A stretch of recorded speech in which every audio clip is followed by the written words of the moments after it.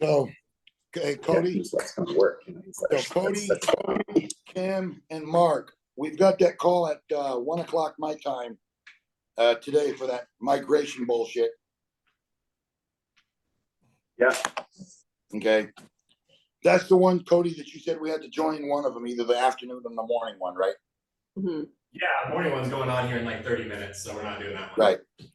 Now, who's supposed to be on that? Is it just the MSP or seniors and all that too? Seniors too. No, just RSPs, like you, like me, basically, from me up.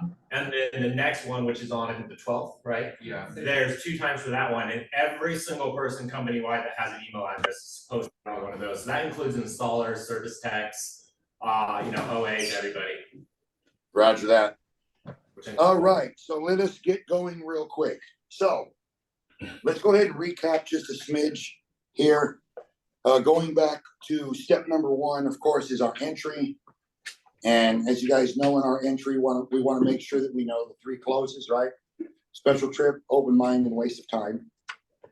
We get into the house to warm up. First thing we need to do is pull out our talking pad right away. Let the customer know that we're going to be taking notes because we want to make sure that we cover all the things that we don't need to cover with, okay? In our warm up, we want to make sure, again, do everything we can to stay away from talking about business if we can help it. And if you do talk about business, sometimes you have to give up a little bit to get a little, very little, and then try to get back into warming up, okay? Again, the purpose of our warm up is to make friends with John and Mary so we create an atmosphere conducive for selling, all right? However, in our warm up, some questions we want to make sure that we ask, right? How long do they plan on living there? Is this their forever home? More importantly, though, is does anybody help you with this type of a decision? And if so, is it financially or is it just to seek some pretty cool advice? Okay. When we felt that we have warmed up enough, it's time to go ahead and get into our presentation. How you guys choose to do it's up to you. Typically, what I always do is just tell everybody, look, Windows folks, I apologize if I caught, sat there in my channel like some kind of a chipmunk, folks, but I'm a visitor. But let's get into Windows, and then we want to ask our transition question. That transition question being, sorry, you don't know. What is it? I wasn't here. So what made you folks set the appointment? No. Close though. How long? How long have you thought about replacing your windows? Okay. How long have you thought about replacing your windows and doors? And we want to write that answer down because it will be important to us later on. All right. Once we get into that, then we want to make sure we ask our hot button question. Before we inspect and do all the agenda and all that, we got to make sure that we get that hot button question out. That hot button question being when you take your old windows out, put your new windows in, what exactly do you want your new windows to do for you and be specific? And then again, if it's a married couple, volunteer somebody, get an answer from one, verify with the other, get the answer, their answer, verify the other, and go back and forth until we have no answers. Okay. From there, we want to make sure that we let everybody know how we map the house. So we start with the window closest to the front door, starting from your right, counterclockwise all the way around. And then at some point in time in the middle of that, we want to make sure that we get that agenda out there. Mr. and Mrs. Customer, let me let you know exactly what's going to happen while I'm here. Typically, I'll sit and visit with you for a quick sec. It's usually not this long, so I do apologize. However, we're going to go ahead and I'm going to inspect all of your windows so I get an idea of what I'm dealing with. At the same time, point out some challenges you may or may not know that you had. In the event I find any of these challenges, offer some temporary solutions that you can use till you eventually, get around to replacing these windows. From there, I'm going to tell you a little bit about the company so you know who you're talking to. Give you all the many window options that you have, possibly make some suggestions that may or may not make this more cost effective for you. And then from there, we're going to get these puppies all measured up and I'm going to give you that low price that we were talking about earlier when we set the meeting up. However, in the event we're not able to partner at this time, what we'll then do is give you a price that's going to be good for a year, and what you do with that price is strictly up to you. Okay. And then we want to make sure that we start getting into our inspection. So once we get into step 3, which is going to be our inspection, number 1, the purpose of the inspection is to show John and Mary that the home is woefully inadequate and in need of their immediate attention. and that the condition that exists is costing them money on a daily basis. Okay. As we inspect, we want to make sure that we use the answers they gave us, because those are the pain points that are important to them. What we think and what we believe is immaterial here. However, as we inspect, if we see an opportunity to pile onto that, then we're going to. So for example, maybe it's a single pane window with single pane, with cheesy locks. If they didn't talk about security at some point in time, we're going to want to mention security. I'm surprised you didn't say security with, being single pane and these type of locks, blah, blah, blah, blah, blah. All right. After we've inspected 2 or 3 windows, again, we want to make sure that what we do is let the customer know this is not their fault and we're not picking on them. Because some people will get a little snarky about us walking around and pointing out all the shitty problems that they're having with their windows. Okay. So again, Mr. and Mrs. Customer, just so you know, I'm not picking on you. This is not your fault. This is what came with the house. For that customer that says, well, actually, we replaced the windows 5 years ago or 10 years ago, your response then will be, okay, well, I understand, but 10 years ago when you did this, you didn't know as much about windows as you're going to find out today. However, what happens after today will 100% be on you folks at this point in time. But as of now, it's not you. Okay. So that is how we would want to go ahead and address that. All right. Once we've gone through our inspection, back that up for a second. We do want to do the planting of the seed question. So again, we inspect 2 or 3 windows in the front of the house. We kind of want to look around outside through that window. Say, hey, Mr. and Mrs. Customer, let me ask you a quick question. If we were to put windows in your home someday, do you think we can get more work in the neighborhood? And let's see what they say. There is no out, guys. So if somebody says, you know what, I don't know, I'm brand new here, I've only lived in the house for 2 days, and I typically don't talk to neighbors anyway. Well, that's all right. All we've got to do is sit there and be a little suggestive at this point. Well, I would assume, the same builder that built your house built everybody else's, right? At the same time, too, you can't sit there and have that kind of bad luck that you're the only one having problems with your windows, are you? Business breeds business. Every neighborhood isn't keeping up with the Joneses, that type of thing, and then let's move forward. Okay. We want to ask that planting of the seed question because of the promotional pricing talk that we talk about, right? We're going to use their house as a human billboard, if you will. Their house is a billboard. At the same time, too, this is not a discount because they're good people. When we get down to the close, they have to understand that the price that they're getting isn't a cheap price because we think they're great people and they're nice to us. This is an investment that our company is going to make in them to go ahead and promote more business in the neighborhood, is how you want to do that. Okay. That we're investing in them. This is why this is a partnership. Okay. Not because they're good people type of bullshit. I've heard that several times now since I've been here, that kind of stuff we got to get away from. All right. Once we've gone through our inspection, everything is good, then we want to ask our closing question. 3-part closing question, if you remember, in the inspection. Obviously, Mr. and Mrs. Customer, replacing your window, something you're going to do someday. I know it's not today, but someday. Would you agree? Yes.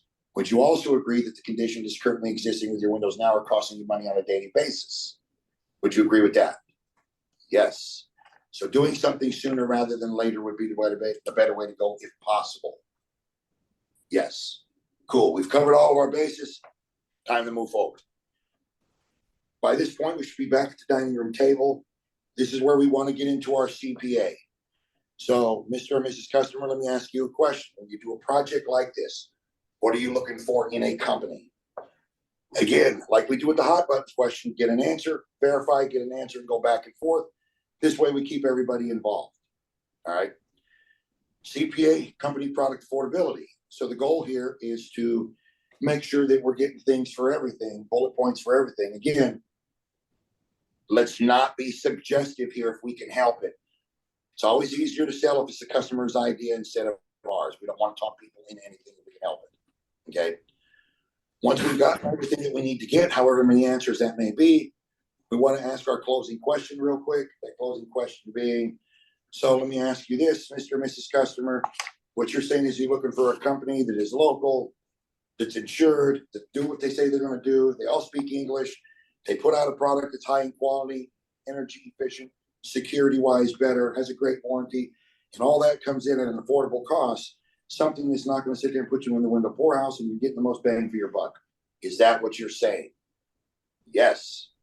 Fantastic. Would it be safe to assume once you find all this in a company then, that your shopping would then be over? Typically, you're gonna get one of two answers here. They'll either say yes, or what they'll say is, I do not know. You're the first person I've talked to. Understandable. However, regardless of who you go with, if they don't have all these bullet points, you're not gonna do business with them, are you? In other words, if they don't have high quality and they don't speak, they're not licensed, bonded, insured, are you gonna deal with them? They'll say no every single time. Great. So once again, once you do find this, all this in a company, it is safe to say your shopping is over then, isn't it? They'll give you an answer at that point then, okay? An answer should be yes almost every single time. Once we've gone through that, speaking of company, let's talk about that. Want to make sure that we cover all of our company bullet points that we're going to hit, making sure that we cover the bullet points that they gave us, because that's what's important to them. And then we will add our own into it as well. All right. We get past that, time to go ahead and get that closing question in. Mr. and Mrs. Customer, do you have any questions for me about the company at all? No, I do not. Great. Then I have a question for you. Based on the information I've shared with you about Apex, at the very least, does Apex Energy Solutions sound like the kind of company you would entrust your home to? More often than not, everybody, if you just ask the closing question right away, okay, well, here's my company. Does this sound like the kind of company you would entrust your home to? A lot of times somebody don't want to give you an answer, okay? So your best bet on a lot of these closing questions is always ask them up front first. Do you have any questions for me about anything I've explained? No, I don't. Awesome. Then I have a question for you. And then ask your closing question. Audience participation will drastically go up. Okay. Once we've gotten our commitment, our closing question asked in step 4, again, which would be the company. At that point there, we want to make sure that we cross all the bullet points off on our on the company portion of our CPA, and let them know, did I cover this? Did I cover this? Did I cover this? Did I cover this? This way they can see that, again, we paid attention and we covered what they were wanting. All right. After that, let's get ready to put us in step 5. So I kind of wrote things up a little bit at the beginning of it to give you an idea, kind of clean things up from yesterday. So I don't know if you guys can read the board here, but it says after closing question for step number 4, that's going to put us in step 5, which is parts, pieces, of product. All right. The first thing that we want to do is we want to go into our shopping statement. Okay. Everybody on this phone call agrees, which is so funny because when Shonda came down from Denver, and I asked her, when she doesn't sell something, what's the excuse everybody gives her? So weird, right? Even in Denver, Colorado, the answer is the same still. I don't make a one-day decision. I've got to shop. I got to do my research, or I got to do my due diligence. Can you imagine that? Okay. So let's get out ahead of that a little bit. We want to get out in front of that. So the way you do that is with the shopping statement. So shopping statement basically goes like this. You know, Mrs. Customer, I would imagine you're probably like the average person. Meaning, you want to make sure that you do your due diligence, all the research and all the shopping that you need to do to make sure you can gather the most information so you can make the best decision for you and your family. Is that correct? They will say yes, like 99.9% of the time. They will say yes to that. Okay. So to repeat the question, Mr. and Mrs. Customer, I would imagine you're like the average person. Mr. and Mrs. Customer, I would imagine you're like the average person. Average person meaning you want to make sure that you're doing all your research, all of your shopping, and your due diligence. That you're like the average person, that you're wanting to do all your shopping, all your research, and your due diligence to get the best information you can get to make the best decision for you and your family. I would imagine you're like the average person, that you're wanting to do your research, all of your shopping and due diligence to get the best information or the most information that you can get so you can make the best decision for you and your family. Would that be correct? We get a yes answer here. Fantastic. And let me help you with that. That's the shopping statement. You notice I use the three words that we primarily hear all the time: research, due diligence, and shop. So, Mr. and Mrs. Customer, I would imagine you're like the average person. Average person meaning that you probably want to make sure you're doing all your researching, all your shopping, your due diligence, in other words, to make sure you're getting the most information that you can get so you can make the best decision for you and your family. Would that be correct? Yes. Great. Let me help you with that shopping right now since I'm here. Did you have a question back there, Shadow? Nope. Okay, I thought I saw your hand. Sorry, bro. So let me go ahead and help you with that right here. I usually say it this way. You guys say it how you want, but I literally say it this way. You know, Mr. and Mrs. Customer, look, if you had a brother or a family member or somebody, I don't care if they work for the CIA or the FBI or the KBG, it doesn't matter. Through your research, you're going to find there are 5 different types of frames out there. 5 different frames: aluminum, vinyl, and there's 3 different types of vinyl: fiberglass, wood, and then there's a wood composite called Fibrex, which is a product put out by Renewal by Andersen. That's exactly what we want to say. You got to go right at that. Okay. Renewal by Andersen is our #1 competitor. We either have to assume that RBA has already been there or they are scheduled to come out. They're the most aggressive window and door company in the nation. So that's a safe bet to make by assuming one of those 2 things. So 5 different types of frames. You have aluminum, you have vinyl, and there are 3 different types. You have fiberglass, you have wood, and then you have a wood composite called Fibrex, which is a product put out by Renewal by Andersen. All right. This will now go along with what we talked about yesterday. Okay. So let's get into that, Mr. and Mrs. Customer. There are pros and cons for everything. So we just have to figure out what's best for you here. All right. Benjamin Franklin used to say that if you weren't sure about doing something, take a blank piece of paper, draw a line down the center, put the pros on one side and the cons on the other. When the pros outweigh the cons, you should probably do it. When the cons outweigh the pros, you probably shouldn't. So let's look at that for a minute. And then we want to start with aluminum. Yesterday, we just happened to start with Fibrex because we're going to have to cover them all anyway. So now you know why we're going through some of the things that we went through yesterday, the pros versus the cons, because this is a list we want to give to our customers. Okay. Now, there are 2 ways to go ahead and do this pros and cons list. 1, you could pre-make a list and have everything ready. I personally don't like that myself at all. Okay. And the reason why is because that looks canned.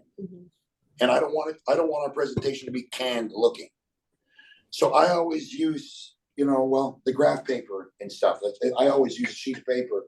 And I literally put aluminum on one page, vinyl, Fibrex, blah, blah, blah, in each one of them. So I have 5 different pages, and I put pros and cons on both. Okay. So how you choose to do it's up to you, but I don't like the canned method. Then that looks a little cheesy. All right. If nobody asks here, then I might as well just volunteer it. You're either thinking it already, or you're going to hear it from a customer where they'll sit there and say, well, you know what? I don't give a shit about all of that. What do you guys sell? All right.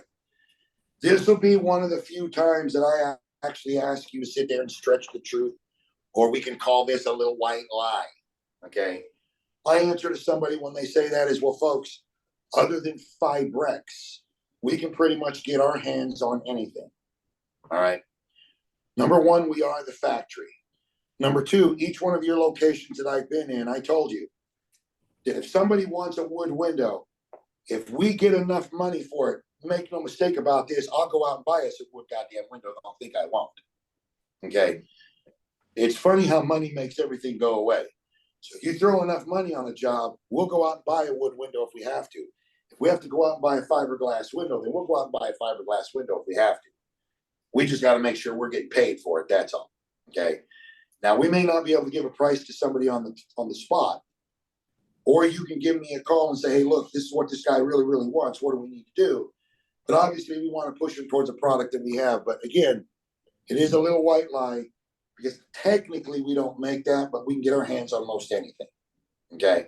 So that's what I typically tell somebody. Well, look, folks, I can pretty much get my hands on anything here, really. Okay. The only thing I can't do for you is going to be Fibrex, because that's a proprietary product put out by Renewal by Andersen. They're the only ones that sell it. All right. So that being said, we want to get into the pros and cons of everything. So, pros and cons. Let's start with aluminum. Harry, can I add one thing to that, just to give people more confidence that that's not really a lie? A lot of times when you're working with like a third-party manufacturer, you have to sign a contract that says, I will not get material from anybody else, period. Because we're the factory, like we don't have to sign that kind of contract. So that does give us the ability to get our hands on other products. So I think that's accurate, you know? For sure it does. So I'll tell you something right now.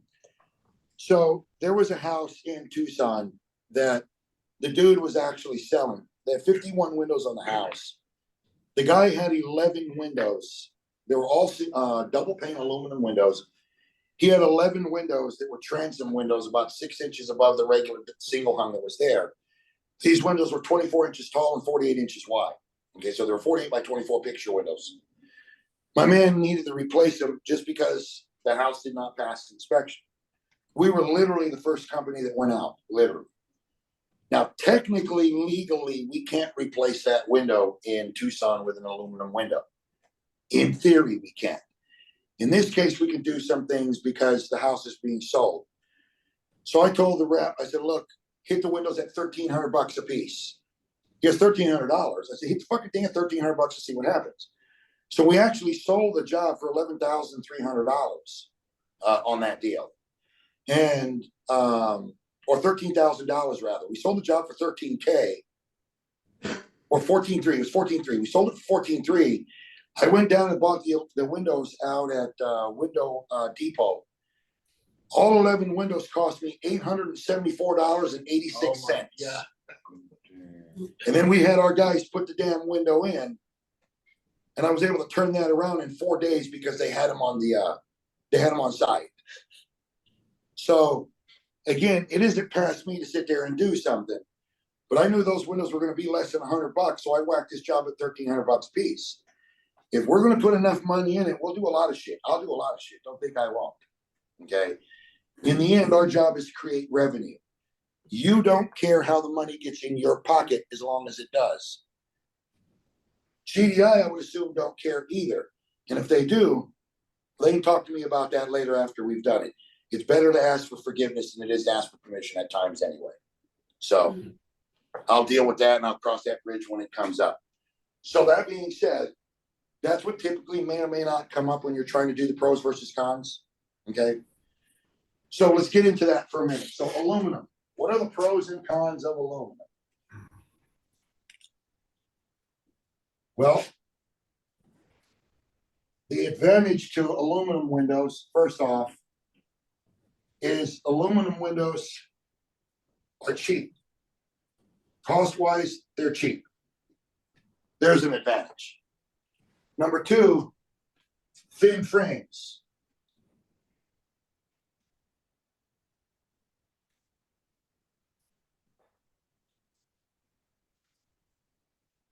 They're strong. After all, they are metal.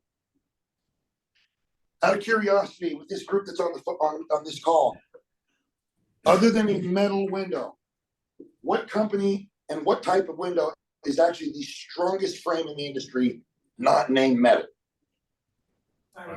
Duracast, What, say that again? Duracast, Duracast, that would be correct. That is the fiberglass composite window put out by Pella. You know it better as Impervia, but it's actually called Duracast. It is actually the strongest window frame in the industry, not named metal. Just for your own peace of mind in case anybody is wondering, okay? What else is, what's another advantage of aluminum? Anybody? Lots of shape options. Yeah, I mean, yeah, okay, I'll give you that. Shapes, we can say that. Bigger sizes.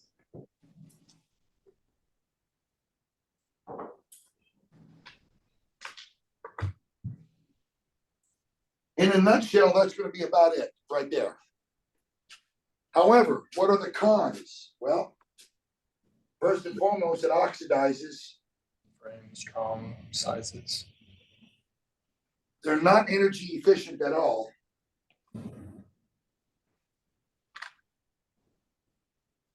Transfers heat and cold.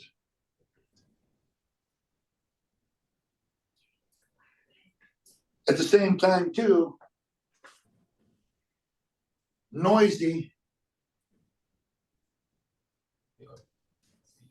They sweat.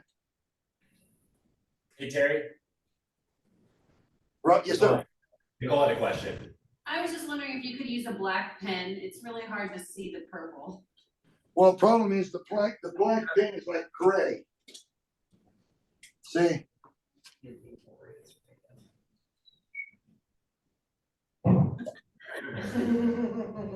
Can you see that? That's better. It is better, okay?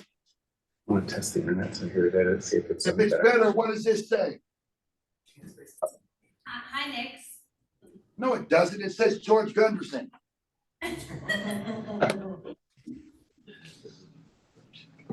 Okay, so going back then, oxidizes, energy efficient. I feel like I have to yell. Am I too loud? No. No. Okay, I feel like I'm yelling at everybody. That's how we always feel, Terry. Oxidizes, not energy efficient. Transfers heat and cold. Noisy. It sweats. We know that. It condensates. What else? Seal easily fail. Seals easily fail. Sashes clap, no locks. Crappy locks for sure. Not secure. I was gonna say they rattle, but I guess that goes back to noisy. Yeah, that was the noisy part. Yeah. I'm sorry, that's what I had and I live near the freeway. It like, that's a pain point for me. That is the main reason, just so everybody knows here, that I wanted to replace my windows. Now, the deal is this, though. What we're wanting to make sure is that the cons outweigh the pros. We've managed to be able to do that. The last thing you want to make sure you do on that single piece of paper is at the bottom of the sheet. You want to tell them again, to reiterate, it comes at a very cheap price point. And put a $1 sign on the bottom of the page, all by itself. Another thing. I have a question, kind of go back a little bit, Terry. Since you're putting these down on basically pieces of paper, you just always pivot people in the entry to get them to the dining room table? Because a lot of times people take us to the couch, and this is gonna be real difficult to spread out these pieces of paper all over the place for this. Right, so we have to control the environment, right? What is rule number one when it comes to selling? Make a friend, control the environment, manipulate the environment. Yeah. So typically what I do is when I walk in, you know, how you doing, folks? I usually ask right away, where's the best shady place to sit at? Can we sit at your dining room table? I'll usually ask right away as soon as I walk in. I got things to spread out. It'd be a lot easier if we can go to your dining room table. If you can't go to the dining room table for the whatever it may be, then we're gonna have to ad lib and do the best we can wherever we're at. But typically, if you'll suggest it right away, they'll usually take you to the dining room table right away if you suggest it. But that's usually what I say. Hey, nice to meet you folks, nice to meet you, appreciate you letting me come out here. So where's the shape, what's the best shape, best place for us to sit? The dining room table would be great if that works okay with you guys. They'll usually sit there and take you there if you do that. I think the other way that you could transition to the table also would be like after the inspection, just lead to the table. You could do that as well, you know, so. The one thing you have to check though, is you have to check your own state. But this is gonna be pretty positive for most places. One of the disadvantages or the cons to aluminum is most cities, depending on where you live anyway, aluminum windows are not allowed to go back in anymore, okay? And the reason why they're not is because they don't meet the Energy Star requirements, all right? So typical Energy Star requirement when it started, actually started with a window had to be a 30-30 window. So the U factor had to be below 0 at 30 or less. Solar heat gain had to be at 30 or less. For the most part, there isn't an aluminum window made in the United States that can get to that 30-30 mark consistently. Okay.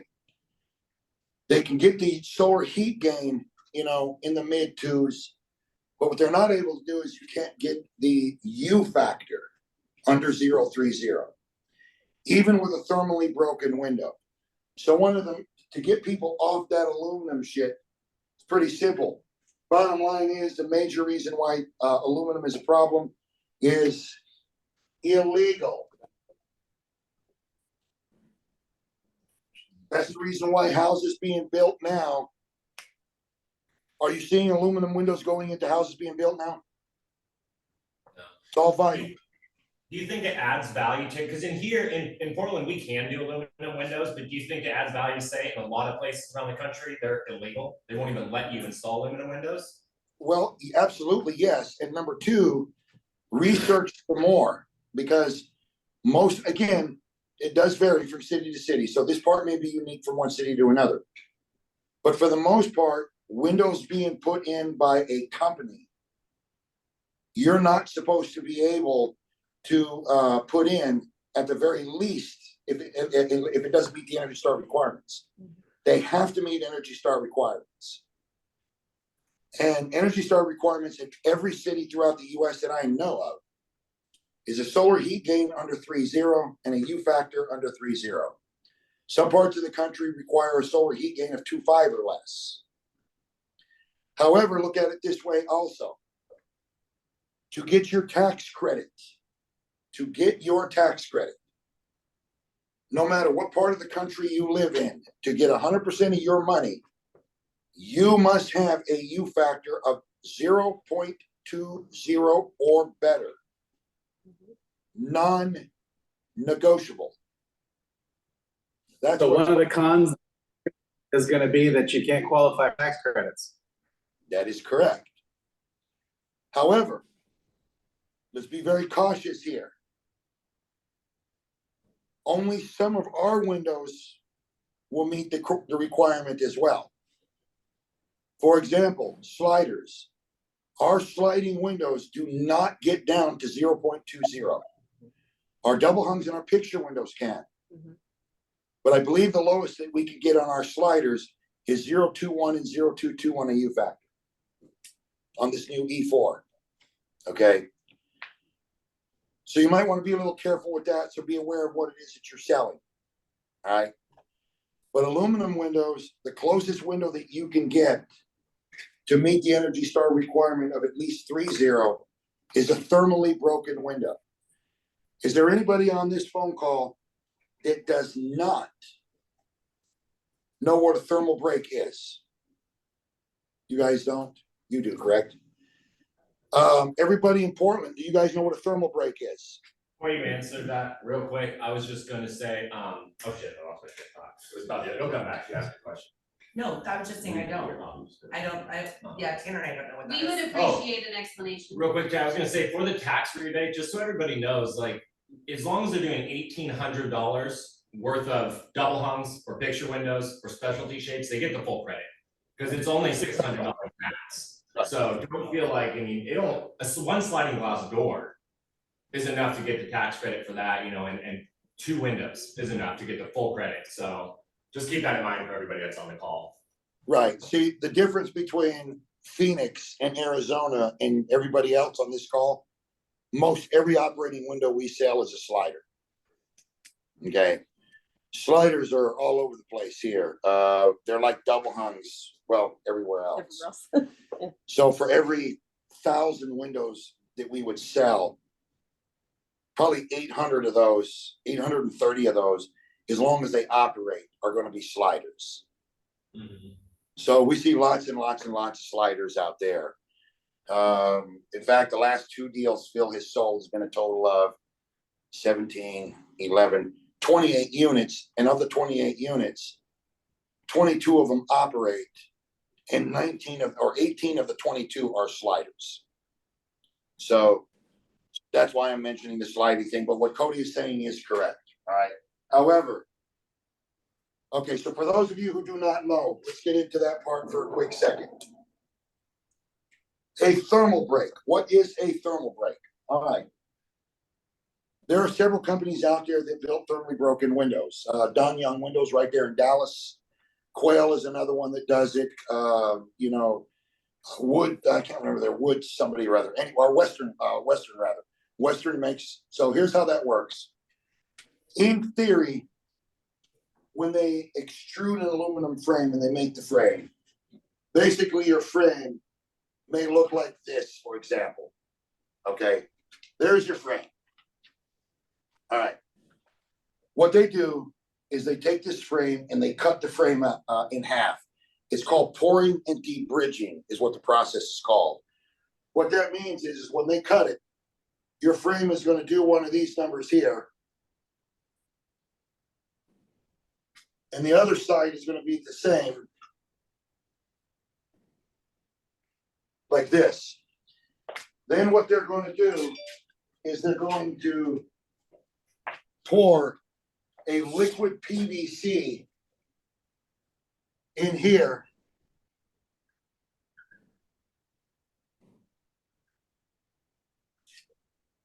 Your liquid PVC is what holds the 2 frames together. The liquid PVC, however, is temperature ignorant for the most part. So even if you took half of this window and put it on the stove in a fire, the other half would remain room temperature. Okay. The challenge is, though, even with a thermally broken window, you can't consistently get the U factor under 3.0. And you can nowhere near come to 0.20. I mean, not even close to that. Most cities and most states require windows being put in on new homes, especially, or by a contractor, that at the very least, they have to meet Energy Star requirements now. Therefore, because of that, most aluminum windows are in fact illegal. You just have to find out what your city is like and all that good stuff. Keep in mind, just because a contractor and people are selling aluminum windows out there doesn't mean it's right. Okay. Milgard actually, I just saw it. I remember a homeowner talking about it. Milgard makes an aluminum line called the Thermal Break Efficient Aluminum. Yes. Milgard has a thermally broken window. On that window, it's kind of weird because the window comes in very, very limited colors as of 7 months ago. You can get it in anodized aluminum, and you can get it in beige or in black, something like that. But that's about it. They don't have a boatload of colors with that one. But Milgard does put out a thermally broken window for sure. There is a company in Phoenix that I've seen it there with called Quad City in Phoenix. So I've had a chance to look at that window already as well. But that's what a thermally broken window is, ladies and gentlemen, is this here. Okay. So again, when you're going through pros versus cons, one of the big cons though is going to be you can't do it. So for example, Mark out there in Dallas, I know for a fact you can't put aluminum windows in there. I'm positive of that. 100%. I'm positive. Phoenix and in the state of Arizona, you can't put an aluminum window in. I'm positive of that, for sure. Denver. Can't. You can't put a window in Denver. I'm positive of that. San Diego, you can't do. Albuquerque in New Mexico, you cannot do. So you just have to check on yours just to make sure what it will or will not allow, okay? So anyway, these would be the pros and the cons of aluminum, all right? Now, keep in mind, the goal to doing this is we have to get rid of that number one excuse for people not buying windows when they sit there and tell us they have to research, they have to do this, they have to do that. So we can walk them down and research for them. Because the things that we're actually going to point out, they never would have thought to look at to begin with anyway. Unless somebody happened to read it, nobody would know it. No customer would know about a thermally broken window. Unless we sit there and talk to them about it, nobody would sit there and talk and know about illegal or to look at seals or something like that.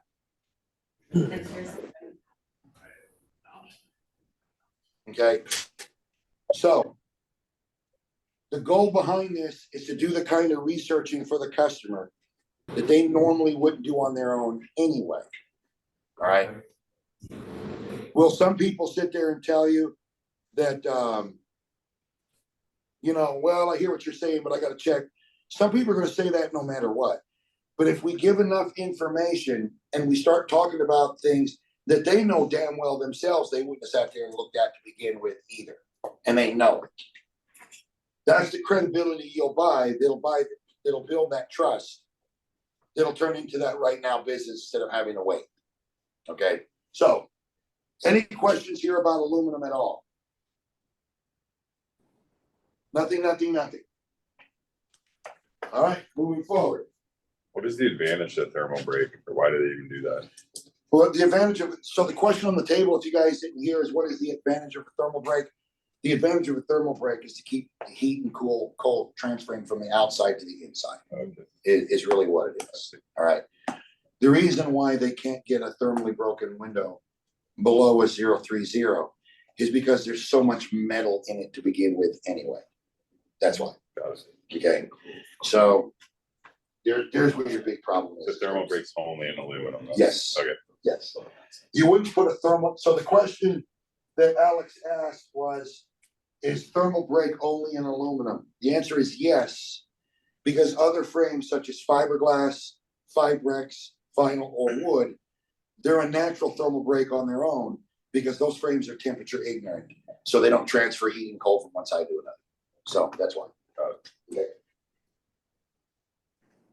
Thermal break in aluminum kind of feels like, you know, we're just going to use crazy glue to make this thing still work when we should probably just switch to something else. I don't know. Well, Is there actually like a good reason to do a thermal break other than the fact that you probably should have just changed materials or what? well, I'm going to tell you right now, truth be told, no frame demos in a house better than a thermally broken window. I mean, I don't give a rat's ass what anybody says, because with a thermally broken window, I can walk into their kitchen, turn their stove on, crank up the fire, take my frame and put half of it in the fire, let that puppy burn while I'm explaining to the customer, you know what, Mr. and Mrs. Customer, look, this is called the 6063 T5 aluminum alloy. It's a combination of aluminum, magnesium, and titanium. It's also electrically statically applied acrylic, you know. Therefore, we put a positive charge into the frame and a negative charge into the paint. Now, what you'll notice here is my paint's not going bad, nothing's bubbling up, and the damn thing's not melting. But check this out. You grab the other side of the frame, it's room temperature. I do one of these and I hit the frame and it sounds like a hot iron. There ain't a damn thing in the country that you can demo window-wise on the planet that can do that, except a thermally broken window. So for demonstration purposes, it's some gnarly crap when it comes to demoing the window. So you just have to find out. I mean, like I said, most parts of the US, though, you won't be able to use it.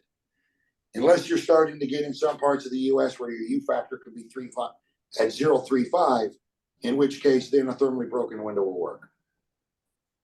That is where the Milgard one comes in, and I just looked it up, it's 0.35 for the U factor is the best it gets. They do get a solar heat gain coefficient down to 0.28, but 0.35 is the best U factor across the board. Right. So see, when you're looking at that, again, you have to know who your competitor is. So now when we go back and we do our math, right? If our window's coming in with a U factor of 0.20 and they're coming in at 0.35, how much better are we, or how much worse are they than we are? So if we do that math, divide 35 into 20, subtract that by 1, what do you get? 0.75. Do what? 0.75. So you take that, subtract that, so we're 25% better, right? Is that what you said? I already subtracted that from the one, it's the big number, right? 0.35 divided by 0.2 minus No, the other, 1. the other way. 0.2 20. divided by 0.35 minus 1 is 43%. Right. Okay, so we're 43% better. That's smoking to talk about that. That is smoking shit right there. That is smoking. All right.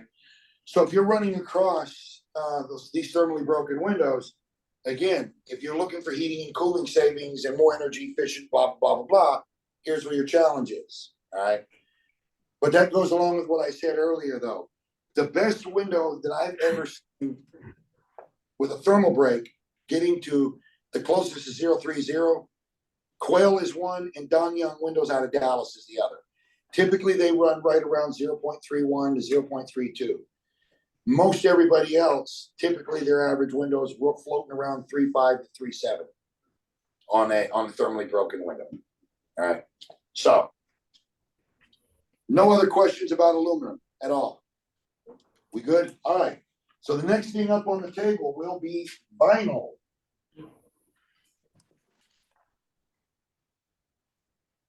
So, pros. It sounds like it would be.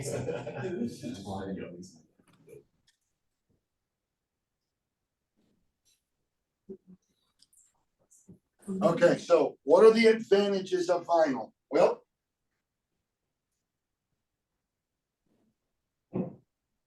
cost effective.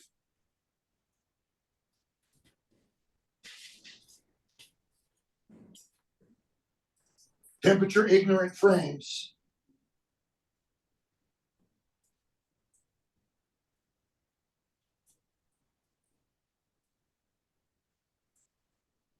Everybody, I'm assuming understands temperature ignorant, meaning it doesn't transfer heat or cold from one side to another, right? Okay. Solid color. In most cases, not all. So if you go with your standard, brown, almond, and white, typically that's gonna be your standard. You were to take a knife and slice into it, it'll be a solid color all the way through. Okay. Of course, your painted surfaces like black on black, if we're getting that from Provia, obviously you scratch that, we're gonna have a little problem with that one. All right. But for the most part, solid color. All right. They are energy efficient.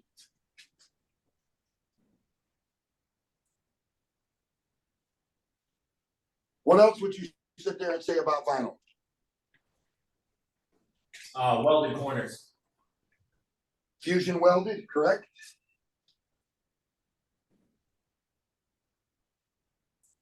Do you think we should say solid color as a pro since ours, I mean, technically, I guess so if we're going with the beige, but everything else other than the tan is a paint. Do you think that could get us in trouble? No, that's why we have to sit there and tell them, one of the great things about vinyl windows is a solid color all the way through, as long as you're dealing with your standard colors. However, if you're starting getting the colors, it's not what we consider standard that has to be painted. There are challenges with that, just like there are with anything else that's painted. Okay. Now, what are the cons to vinyl? Well, that list is long as shit. They chip, fade, peel, pit, bubble up,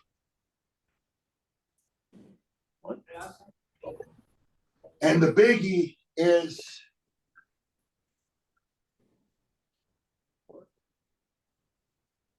they work.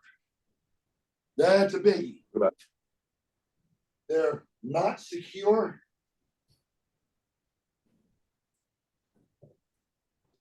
Okay. For those tree huggers, if you will, this one you gotta be a little bit careful with. So this is why you wanna make sure we're having a pretty clean warm up and kind of pay attention to stuff. Tree huggers are gonna love this kind of stuff.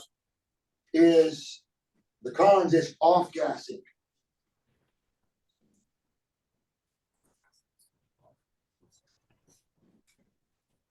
Okay. So it's pretty much all plastics off gas in one way, shape, or form or another. If you guys have downloaded and that 137 things vinyl window companies don't tell you about vinyl, if you got that like you're supposed to have, off gassing is going to be in there if you've read it. If you didn't read it and you didn't know it, well, it's because you didn't read it. Yes. I don't know what that is. What is it? Off gassing. Basically off gassing has to do with, you know, the sun beating up on it, deteriorating it. As it deteriorates plastic, there's a gas that comes off of that. Some people are actually pretty sensitive to it and can smell it, to be honest with you. Some people actually can. Okay. So Terry, I have actually a little story there I can tell you. I sold a job for a lady who has an actual disorder where when she inhales like chemical compounds and things like that, her body doesn't metabolize them out, so she has to go to the hospital. So she was super concerned about that. I actually had to take her to the supply center because I did some research. I was like, some windows, yes, they do. Our windows don't off gas. She literally went to the supply center. I have a photo of her sniffing the windows. It's pretty funny. hold on real quick. Is that door unlocked for her? Because I don't want her to lock herself out. Okay. Okay. Alright. So these are all the challenge. Yes, Cody, thank you for that, brother. I didn't mean to ignore you. I apologize. You know, you're good. And she never had an issue when the windows were installed. They've been in her house now for like 3 years, never had an issue with it. You know, so these are things we want to talk about because here's why. All right. Here's why. There are 3 different types of vinyl, just so you guys know. Most of us know that there is 100% virgin vinyl. We all know that. However, there's also what they call a 60-40 split. And a 60-40 split means you have more plastic in it than you do vinyl. Therefore, that particular window is some of these contractor grade windows that you guys have seen that warp real bad, especially here in down in Arizona. Shit, you see warped windows all over the damn place out there. They're everywhere. Okay. That's what a 60-40 split is.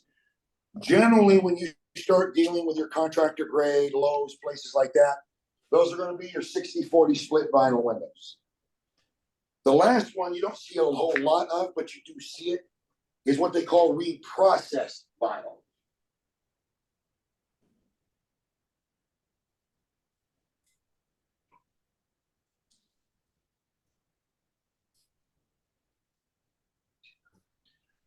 Reprocessed is basically very similar to the 60-40. The only difference is there's no telling what's in that reprocessed. Somebody there like me may have been having a cigarette, nobody's looking. I may have chucked my cigarette in that little bin with all that stuff, or threw my McDonald's bag in there, or whatever it may be. Reprocessed is in fact reprocessed. So you don't see reprocessed as much. Your 60-40 splits will tend to be your contractor grade, Lowe's, places like that.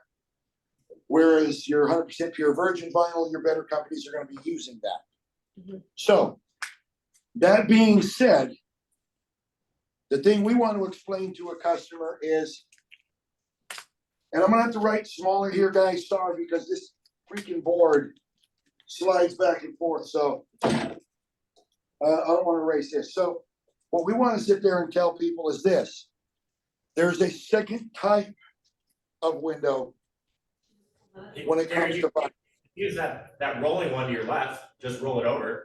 Yeah, I know, but you won't be able to see this part then. Gary, behind you, Turn around, turn around, turn around, look that way. behind Turn you. around. Turn around, look that way. There you Look go. at Yay! This is what happens. Hold on for a minute. Hold on.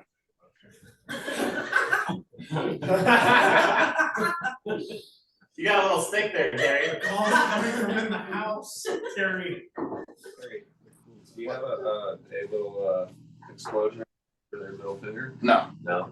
it doesn't do that. I wish it did. Hey, good one, guys. See, this is the reason why you all are here, to keep my ass on point. What's that? Yay. Okay.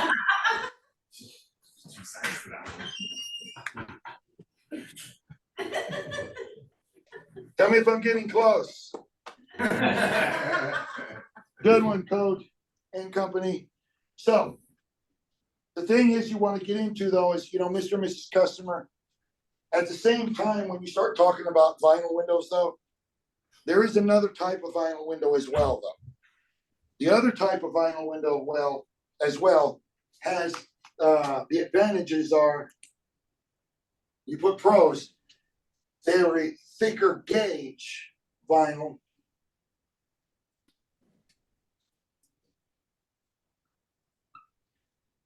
Because they have a thicker gauge vinyl, warping is covered by that type of frame. At the same time too, that window also has more UV protectants.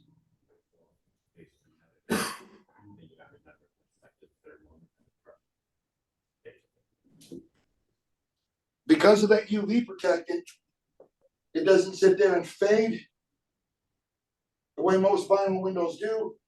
And because it's not getting brittle, it doesn't sit there and chip the same way either. Okay. So that being said, typically the warranty for that type of a vinyl window will be covered for warping. Now, as I said earlier, vinyl windows are a little more cost effective, but they are a little more pricier than aluminum. So what you're going to get is here. However, for this window here, what you're looking at is basically this.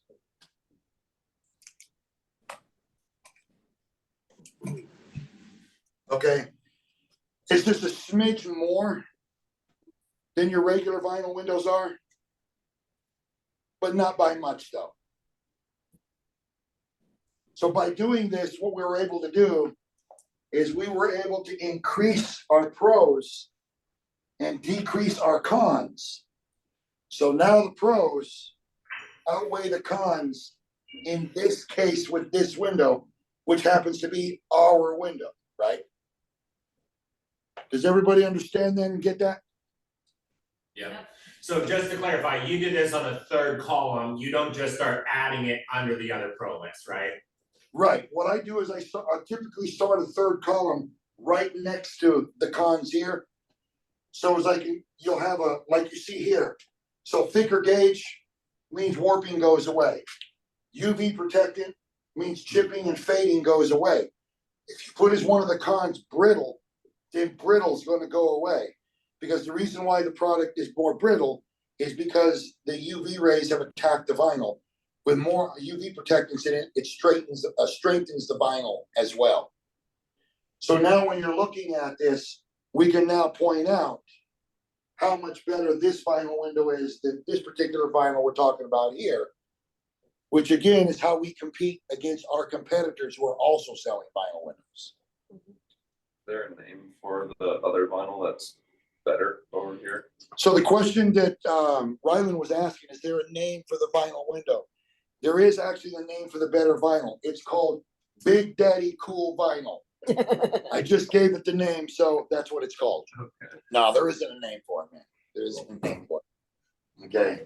That sounded cool though, I think. Yeah. This is called the Big Daddy Cool.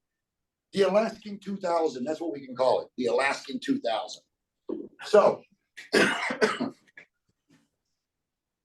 Does everybody understand this? Is this clean to everybody? Yes. Okay, so. We're done with this. Now it is time to get into Terry, what does pit mean? What is pit. So pitting is where you'll see some vinyl windows, or maybe somebody sat there and took something with. And you see little pits in it. that? Vinyl will get that way, especially the shittier crap. As it gets hotter and the damn thing starts to get baking, it'll also start to pit. Yeah. Okay. So can I erase this, everybody? Yes. Julio.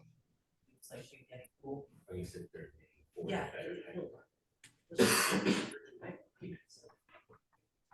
Hey, Cody.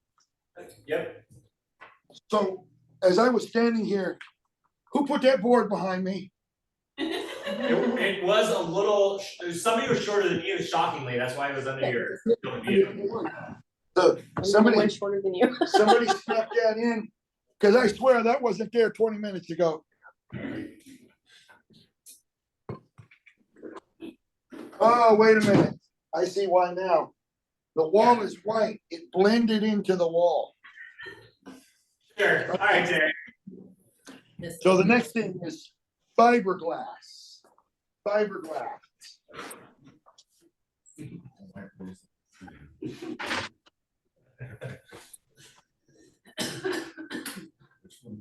Fiberglass.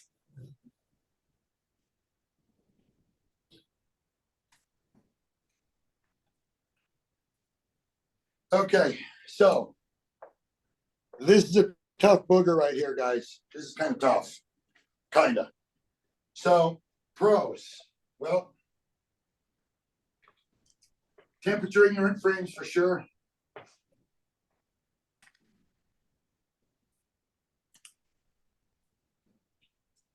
They are energy efficient. Strength. Color choices.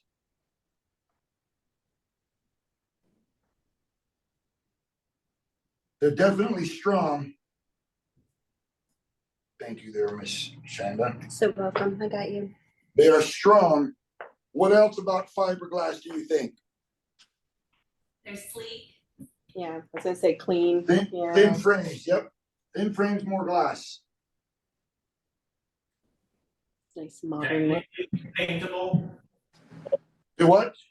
technically they're paintable. Yeah, not really. People. That'll peel. Kinda, sorta. I mean, Peel yeah, fast. technically, you're right, Cody, you can say that. I would be really careful here. Because there's an awful lot of advantages to fiberglass, there really is. And you get this list too big, you're not gonna be able to come on the con side, cause there's just not a shitload of problems with it on the con side. Okay? So, the cons, however, though, for sure, is higher price point.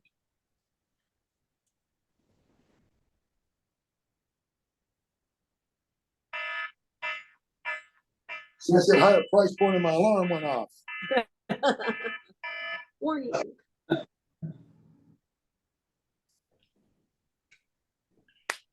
Hey, guys, let's take our 10-minute break real quick. I've got to get on the phone here with HR real fast. It's 8:35, my time. Let's come back. Was I not supposed to send them the recording for the training? No, that was actually HR sitting there saying they haven't heard the word cocksucker enough, apparently. So Okay. I'm about ready to fix that with them right now. What?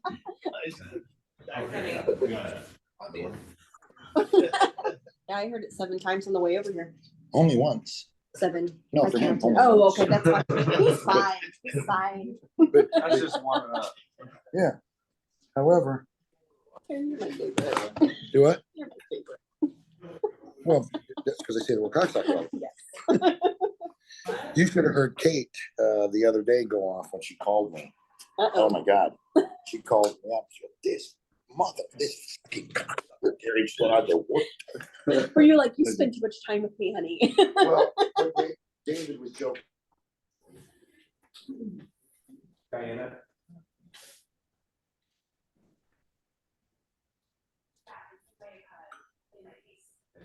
Heather.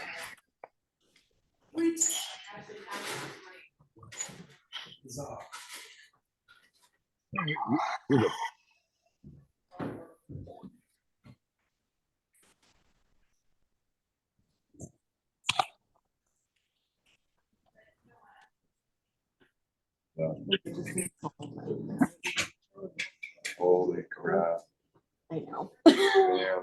It's a lot. It's a lot. It's a lot of, it's franchise though. It's really different than this. Oh, really? Different. Yeah, they're very traditional. And, it's not like. Huh. What do you mean traditional?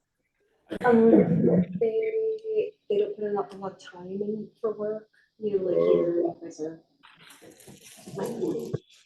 Yeah. In Colorado, they're like, oh, don't worry about it. We're working every few days. It's just really relaxed and low key, but then you have a bunch of senior partners and junior partners who are financially healthy. Yeah. So I'm the top senior partner there.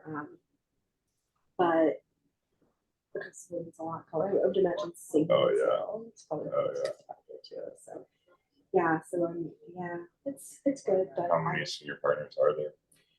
In the northern Colorado market, there's 3. Oh, okay. And then in the Denver market, there's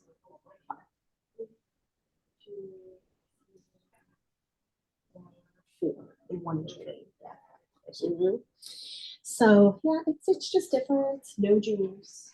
Oh, really? I have 2, but nobody else has any. So they generate all their own.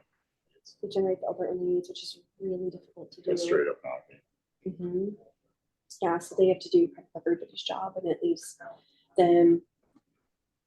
It's a lot like when people multitask. You're doing everything at about 60%. So there's a lot of half-assing, there's not a lot of stuff run because everybody's exhausted from knocking or running appointments, and so they're not being as productive. But yeah, I'm excited to have some of this. Mm-hmm. You know, do your when you run a lead, do you do it in a style with the 10 step? No. No, it's actually the old school, very traditionally. But I'm excited to see it and learn it and see what you guys are doing up here. And Nice. yeah, so it should be good. It should be good. But yeah, I hired and trained a lot of people. Yeah. Because we do that on our own, in franchise Yeah, markets, we had our own teams. So northern Colorado, it's like everything north of Denver then? Everything north of Erie. So Okay. you have like Denver and its surrounding areas, and then I'm kind of here all the way to the Wyoming border. Okay. Yeah, so Fort Collins, if you're familiar with CSU, like Okay, it's that yeah. whole area, Gotcha. Windsor, Fort Collins, Loveland. Okay. Bunch of little sub-cities along that. Gotcha. It's great. It's beautiful up there. It's a lot of boots. You wouldn't like it. You wouldn't be happy. I was thinking of buying some because I had dress shoes in there. I'm not talking to you about that. Yeah. I'm not a dress shoe fan. No. Yeah. I mean, I have a lot of really nice Or like type. formal Yeah. boots type stuff, Yeah. but it's not a lot of, you'll see them probably over the course. But 1 pair of tennis shoes, 5 pairs of boots. Holy shit. I mean, it's all I have. Yeah. Well, I have flip flops. Well, also, I was prepared only to be in Arizona.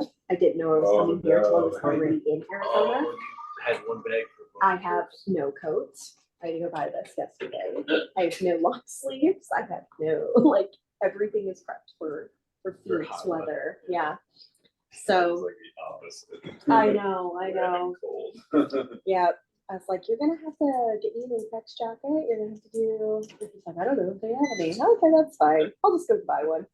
Yeah, we do have like, I know there is an Apex jacket. I don't know. Okay. Yeah, nobody. Yeah, if it's there, nobody's using it. Cool. Yeah. Okay. Cool. I'm gonna maybe while I'm here, I'll Yeah. steal it. Yeah.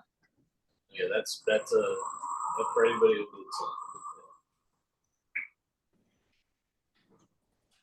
I think because I was just outside, I was like still feel like the after cold, like I'm still Yeah.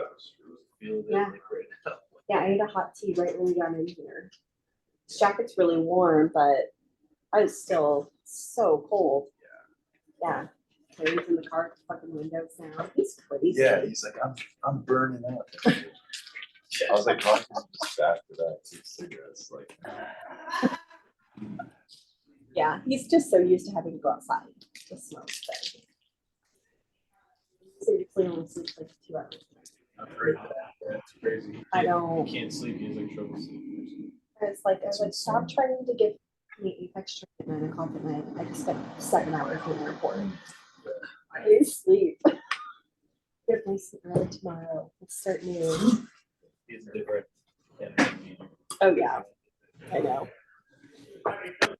It just has sleep apnea. Yeah. Won't do it, okay. Yeah. I know, I'd be afraid, like, he's like really miles an hour and then she's gonna like drop dead one day. I think you only get a certain amount of life and he's like, he's going through it quickly. Yeah.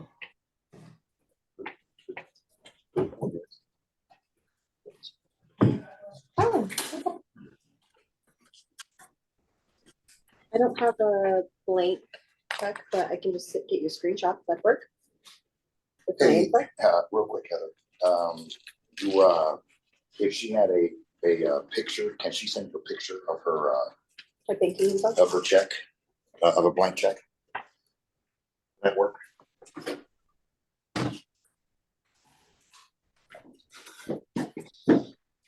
If you take a picture of the check, Okay, that'll work too. very good. I got one. And Heather said if you send it right away, she's gonna have Alex smack you around a little bit. I don't know how she knows Alex. Yeah, but Okay. she's perfect. She's okay with the smack, so you know, so that can work out. I got somebody over here. That's not a threat. It's not a threat. Use them publicly, it's hard, right? Yes. That's Yeah, it. he doesn't give a fuck. They're so funny. This whole SWAT program is hilarious because when you're part of corporate, you're already prepped for a SWAT. Yeah, yeah. I had the form they sent me was 27 pages long Damn. of the rules and regulations. And they're like, we would like to know if you treated your dog well. That's a rule. We got to know who you are, Damn. Oh, boy. what you've done. I was like, well, I got caught stealing when I was 11 once. So what do you guys remember that? I was very naughty. So funny. It would be more fun if we were actually here. But because we and Kate are in Mexico. They needed to be there. Creamer. But I don't think that. That Starbucks shit is sweet as shit though.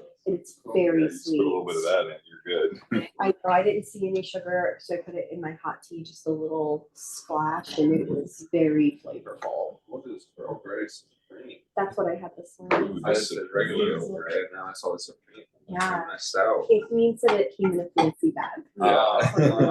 This is Seattle, man. This is like the home of fancy tea bags. Yeah. That is true. Everybody their tea.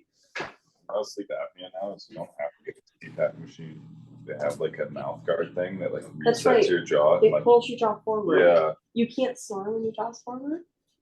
my dad got it. Like it was like night and day difference from the first day he used it. It's like, yeah, he used to always wake up super early and barely sleep. I was always just thought it was just because he slept like shit Yeah. first night and he slept like great. It's like, Sleep will teach you that. oh yeah. It really when I got my Apple Watch, it's been tracking this Oh, percentile every night. And then I got with it was just all of a sudden now I'm in the 90, 94, 96. Every night I wake up in the morning, I'm like, I'm a happy person. I love mornings. So it's a really big discovery for me. that's huge. But yeah, sleeping, I have a little mouth guard. I have a girlfriend who uses it because she has really underdeveloped sinuses. She's the teeniest little nose on the planet. And so now instead of snoring, Mm-hmm. she just moves. So she goes like this. Oh. Yeah, that's Cutest thing. It's so cute. I'm like, I hate you. I didn't know you could get cute, but she did get cuter. It's so fun. Just storm rolling clouds. Just in someone's garage.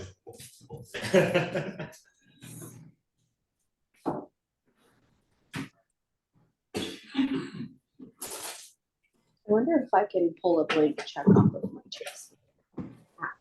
Who has checks? I know, I feel like all they need is the two My numbers, the routing, account yeah, and. for the routing, but I was like, I don't, why, Way too much crap. I thought, I haven't written a check in probably like 4 or 5 years. I know, I haven't needed checks in forever, but let's see if maybe they have a, All the shit that might give you a headache.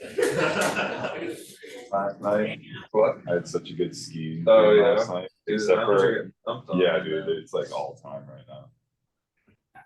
Except for I couldn't get on the lifts and the lifts were so weird. I kept like almost falling off.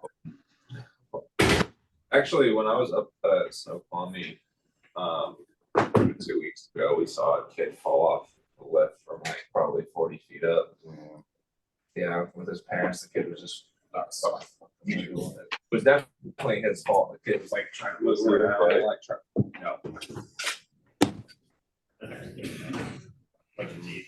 Like they had to put him on like. full So- check. that sounds horrible. You know, back in the old days in England and shit, when you had a beef with somebody, you took your gloves off. You suck them in the face, so I know that move. Right, okay, so, however, Take your little cigarette girl. the better way I would sit there and do it. Put your hand in first. Yeah. Okay, listen, I may run into a little problem because I haven't checked with somebody for a decade. You just need a blank check, baby, or who do you bank with? I'm ready Chase. for Chase, so I can go get one. You don't but- have to, go online. Yep, I'm on my Chase app. There should be a deal there for direct deposit. Oh, okay. And you- All right, I'll search through and And try to find. typically something. that'll get filled out that way. All right, perfect. Thank you. Okay, we're just waiting for Cameron. If we can get everybody rolling back in here, Tanner, that'd be great. Tall Matt, are you there too now? There you are. Yep. They're coming. I heard you. Who do you want me to send it to? Heather Stevens. I don't have her email. What is it? Um, Stevens at Apex? I- Or Great Bay? Fuck, I have no idea. All right, I'll search through. She's Um, probably tagged on one of my, my things. I'll find it. Like that's a. I just got done sitting there. Uh-huh. Don't close the door. My man Taylor was passing, Ryland was passing out some good information, you know? I was there. Okay, are we almost ready, Cody? We are missing Tanner and Zorro. Zorro's not there. They're here. I just get coffee. It's a coming.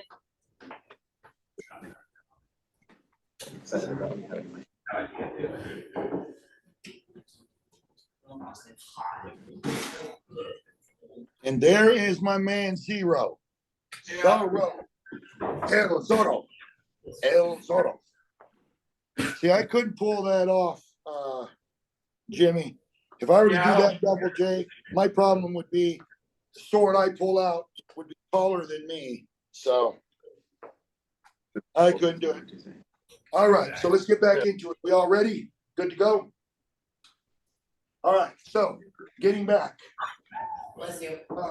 cons, higher price point. Another con would be mechanically fastened frames. Really? Do what? Really? I didn't know that. That would be correct. So fiberglass, you cannot fusion weld. They're mechanically fastened, just like Fibrex is. And what is that? Why is that a con? Why is it a con? So the question on the table that Ryland had was, why is that a con? Good question. The reason why it's a con, because mechanically fastened frames would be a lot like aluminum frames. So as they start to split, that allows for dirt and dust and air infiltration to come in and out. Again, if you were to take a corner cut of a Fibrex window or a fiberglass window, fill it with water, it'll leak out. Okay, so mechanically fastened would be a problem. For certain fiberglass windows, high maintenance. By now, for those of you who get all that bullshit in the mail from Renewal by Anderson, you see in there that they actually put high maintenance because fiberglass has to be treated. Okay, just like fiberglass boats have to be treated, stuff like that. All right, so high maintenance. The other thing is no rounded specialty shapes, period.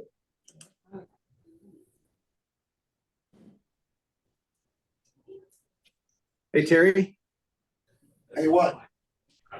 can I ask you a question about the maintenance side of it in terms of the finish? So is fiberglass a little bit like wood where you have to keep restaining it to protect Not it as- over the years, or? No, not restaining it, but you do have to sit there and treat it to make sure it doesn't, because if you don't treat it, it fades out pretty quick, especially the darker colors. Okay, Okay, so is that kind of same principle though as what you have to deal with in wood windows? Is there's like how do you treat? What do you do for it? you could sit there and say, I mean, same thing. You got to put a little linseed oil on it, something like that. The only one you don't have to really do that with is going to be Fibrex, or I'm sorry, Duracast, the impervious series from Pella, because that's a fiberglass composite. It's not a true fiberglass. It's a fiberglass composite. Okay. The other thing about fiberglass too is fiberglass is a funny material because of the protrusion rate and the protrusion and how they put it together. Fiberglass strength is in its length, but on its short side, it's very, very weak. So anybody, if you've ever been to Lowe's or Home Depot, if you see that pink Corning fiberglass shit and it's long length, if you grab it and you pull it, it's fairly strong. But if you go to the sides and pull it, it pulls apart pretty easy. Okay. So the weakness in fiberglass is going to be in its short side. Its strength is in its long side. Okay. So the best way to be able to explain that is going to be what I just told you with fiberglass. You see that fiberglass at Lowe's and Home Depot. Pull on the ends, it's very strong. Sides, very weak. The other thing would be an egg.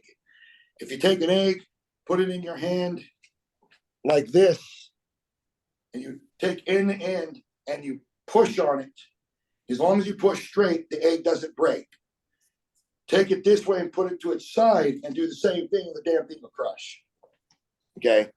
But an egg is the same way. If you've never tried that before, take an egg, regular egg, take it long ways and squeeze into it this way, the egg is fine. If you get crooked, it'll bust. But if you turn it to its side and do it, it breaks right away. That'd be the best example I can give you for fiberglass. Okay? So, what would another challenge of fiberglass be? Anybody? Not as many options to choose from, maybe? No, options and everything are the same. The big thing is primarily what you're seeing right here. There really is not a lot. However, again, there is no rounded specialty shapes when it comes to fiberglass windows right now, whether that be through Pella, Milgard, or Marvin. And right now, those are the only three companies making fiberglass right now. Pella, Marvin, Milgard. That's it. How does it handle major temperature differentiation? Really good. So the question that Shonda was asking is, how does it handle temperature difference?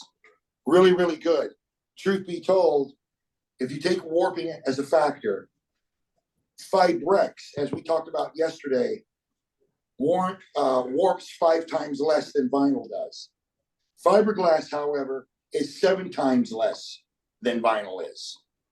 So it actually warps, it's actually better at warping than Fibrex is. Okay. So truth be told, it's a pretty stout shit. It really is. It's pretty stout. Okay. However, the drawback to fiberglass also is because the frames are a lot thinner, and most fiberglass frames are only going to be 3 inches. Because they're 3 inches, their IGs are also smaller. A lot like Fibrex, you're dealing with 5/8 inch space, as opposed to 3/4, 7/8, or 1 inch. okay? The reason why Fibrex doesn't make their frames wider or the sashes wider is because if their IG units were thicker, then the frame would have to be thicker as well to be able to accommodate the extra space. Okay, so in this case here, that's the drawback to fiberglass is smaller IG units. Typically, they come in at 5/8. And again, that's outside glass to outside glass. All right. Fiberglass, however, is a lot like aluminum in that they can tend to be pretty noisy because of the material that they're made out of. Okay. So they tend to sit there and transfer more sound through them. So one of the cons would be they're going to be a little noisier.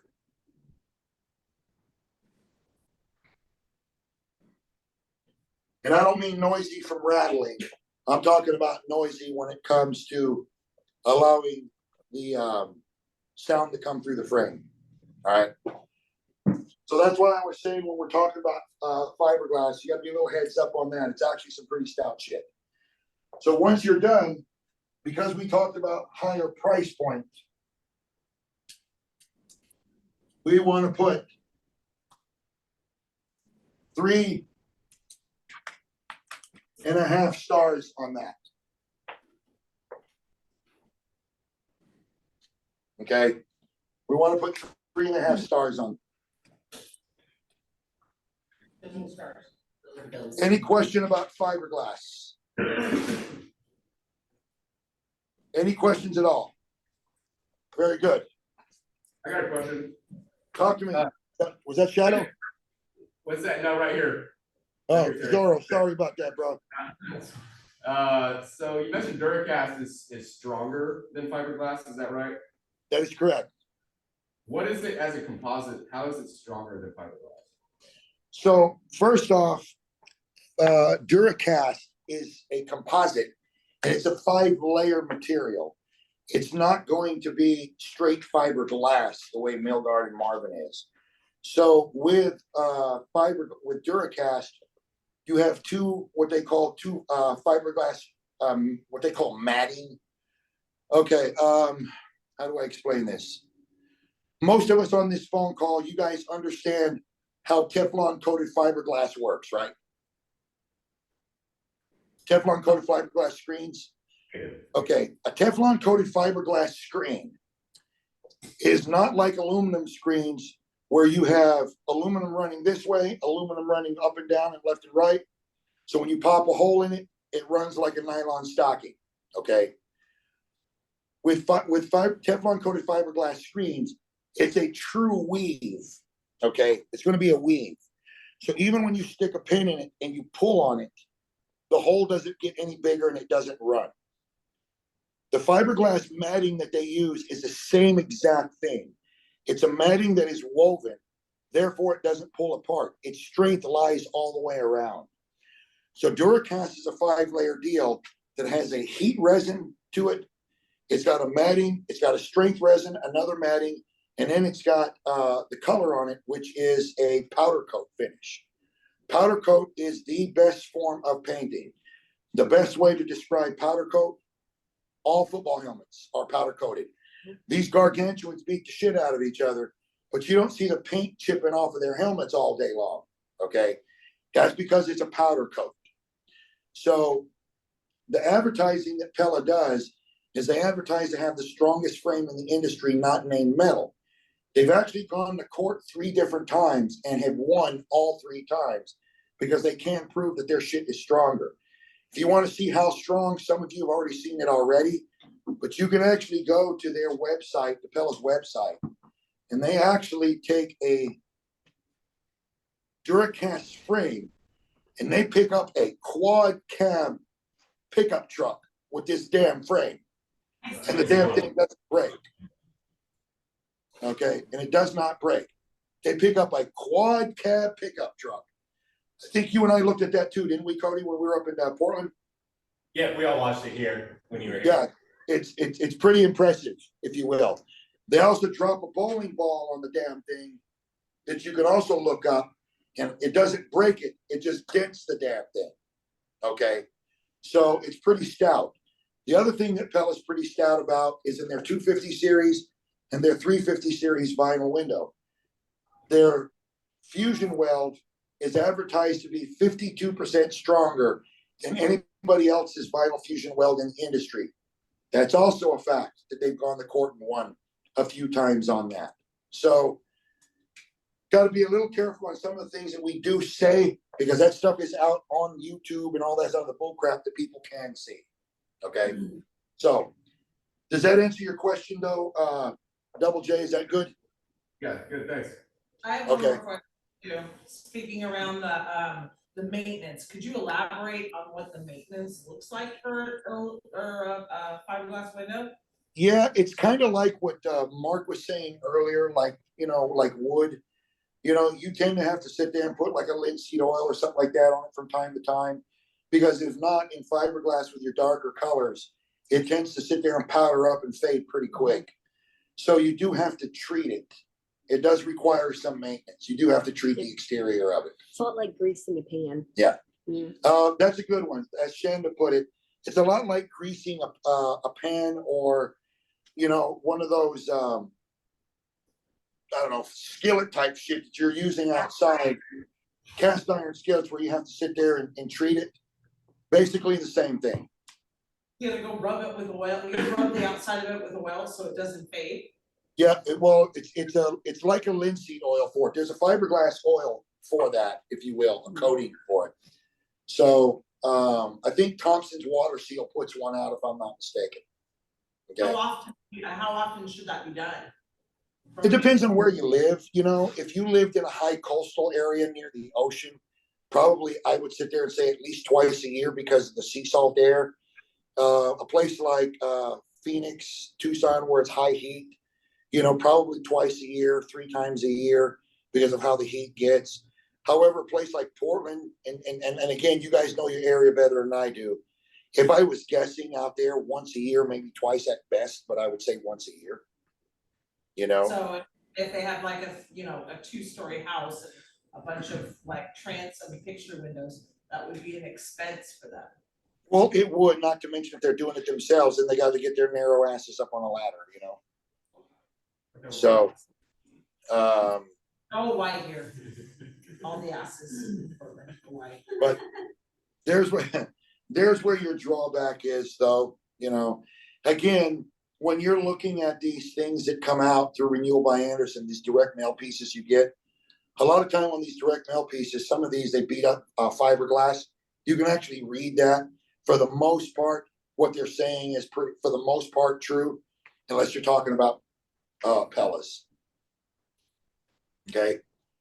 Questions? All right, very good. So let me get rid of this.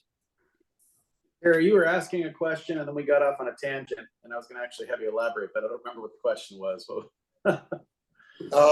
You know what? That's a great question because I can't remember it either. So if you can remember it, remind me. Okay. I have one. Mark, do you remember the question? Yo. No. Yeah, well, neither do I. All right. So, wood, I don't know that we need to get into a lot about wood. Most of you here can tell me more about wood than I could probably tell you. What I do know, the thing about wood that we want to pay attention to is, and again, I'm speaking from a different part of the country. So for me, answers are a tad bit different here, okay? In Phoenix, in Dallas, Tucson, El Paso, Albuquerque, places like that, when you walk into a house with somebody that has wood windows, 99% of the time, wood is what they want back, or something that looks like wood. I don't have that very much out here. I mean, we may sell something that looks like wood. Every 10,000 windows, 3 of them or 10 of them may be something like that out in my part of the country. So for me, it's a little difficult to talk people. It's not so hard to talk people out of wood. because they're gonna want it no matter what, and most of them understand the cost. But they'd be happy that if they can get something that looks like wood at half the cost of wood, which is where our product comes in at, and that's a big help to us. But the standard stuff with wood, you're not really talking anybody out of wood. And please, somebody from Portland, here in Seattle, or anywhere, Colorado, if I'm saying anything that's any different, correct me right away, please. It's similar responses, like people who do like wood, they really do like Yeah. it. But because you're dealing with also the type of weather we have here, that you do find these people who are like, I don't want wood. Yeah. Right. Yeah. See, and what Cameron just said is what I agree with. You know, for those people that have wood windows, are either gonna want it no matter what, or they can't stand the shit and they wanna get away from it. Mhm. So pros and cons, you can kind of go through. The big part of the pros and cons I want to get to is at the bottom of the page. I want to make sure that I'm putting, 5 stars there is what I want to do.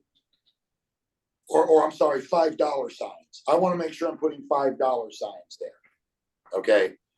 But all the challenges with wood, I think everybody on here knows, again, y'all probably know more about it than I do for sure, but it rots, mildews, mold, expands, contracts. Certain times of the year, the windows stick because they expand or contract. Yeah. They get painted. Painted clothes. I mean, all the stuff that you guys know. I don't think we really need to touch on wood a lot, but you guys tell me. Do you want to get into it, or do we want to leave that one alone? What are some of the pros? The look. So- Aesthetics. Yeah. You're not I lost. said we'd like to get into it, Terry. All right, let's get into it then. If one, that's fine. So wood windows, what are the advantages of wood? Well, first off, for sure, wood is temperature ignorant, for sure. At the same time, nothing, and I mean nothing, for the most part, competes with the beauty of wood. Okay?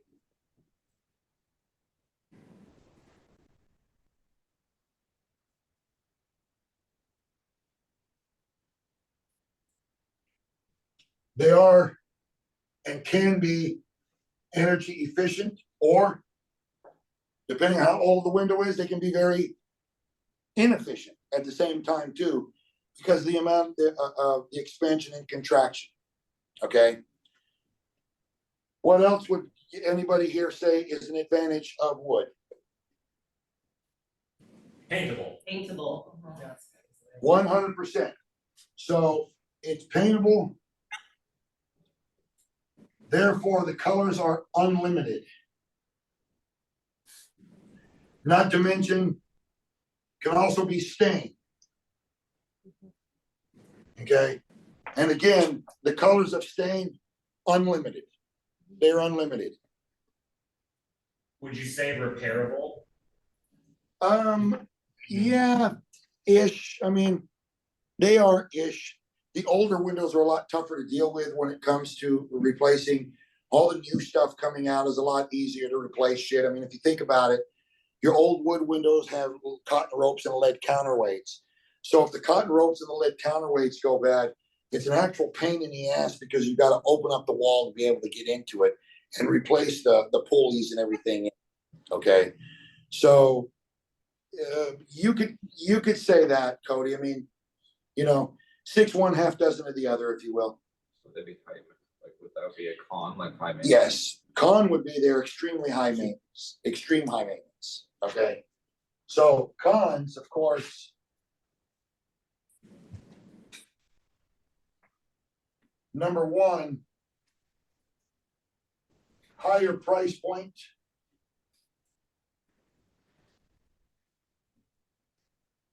Than fiberglass.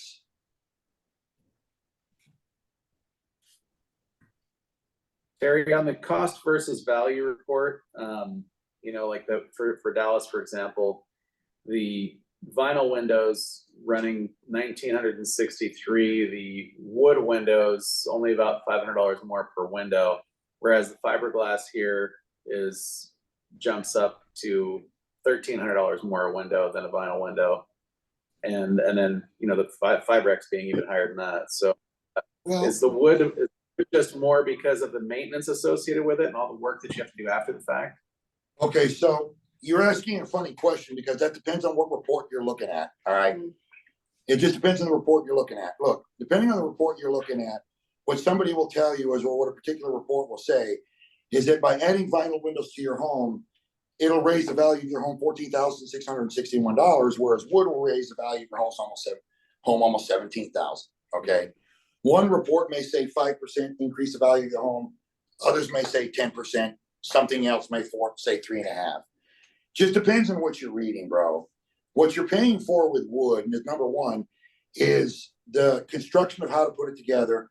But number two, more importantly than that, what you're paying for with wood is its overall beauty. That's what you're paying for. In the end, the damn things are gorgeous. All right.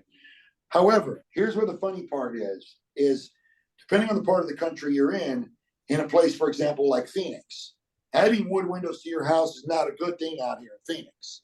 I mean, that's like running around and soaking yourself in kerosene and throwing lit matches at each other. Okay.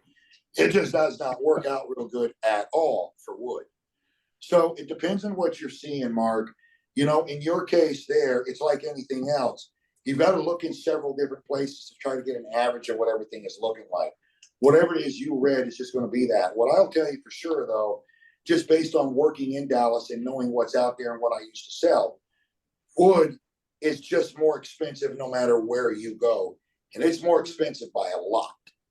I mean, you're talking anywhere from $300 to $600 per unit minimum over fiberglass, minimum in most places, including Dallas.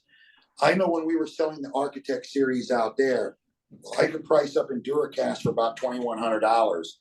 I couldn't nowhere near get near $2,100. The closest I could get to is about $3,000 a unit, $2,800 a unit at the most. And that's through Pella, which in my opinion, Pella probably makes the best wood window on the market right now. You know, Colby and Colby is pretty good. Marvin's not too bad. But all the shit that Pella does with their wood, how they treat everything and put everything together, it truly is the king ding-a-ling when it comes to wood windows. So I would say that the information that you have, that you read there, Mark, is inaccurate. I think some idiot put that together, personally.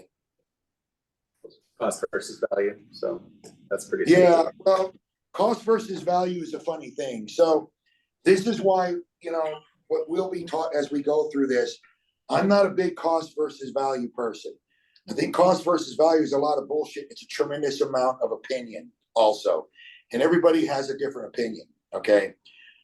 To me, return on investment is the better way to go ahead and pitch it, because return on investment works the same way, even if you're talking about wood, Fiberglass, or fiberglass. The only difference is the savings. It'll take you longer to recoup your investment on the other stuff because its price point is so much higher, because the savings is going to be about the same. If our window's going to save you $100 a month in your heating and cooling costs, then you take Fibrex or fiberglass, they're going to be pretty close to about the same $100, $93, $106, something like that. But that difference in that over a period of time means your time is going to be much, much longer to be able to recoup that difference. So what I'll do for you guys is this. We've talked about this a couple different times. When we're done with this part here of wood, let me go over that with you. I think you'll understand a little bit better, Mark. At the same time, too, you'll also probably remember that we did this at your office as well, bro. But we went over a lot of shit. So if you forgot, I get it. Okay. Same thing with everybody else on here. I've done this drill with everybody on here, except for Seattle. So this will be a good thing for Seattle to see, along with Miss Shonda as well. Okay. So let's get past the wood part. Table that for a second, and I'll jump on that with you guys real quick. Is that cool, Mark? Yep, no problem. Okay. And Mark, if I'm not done in about 10 minutes, then wait some more.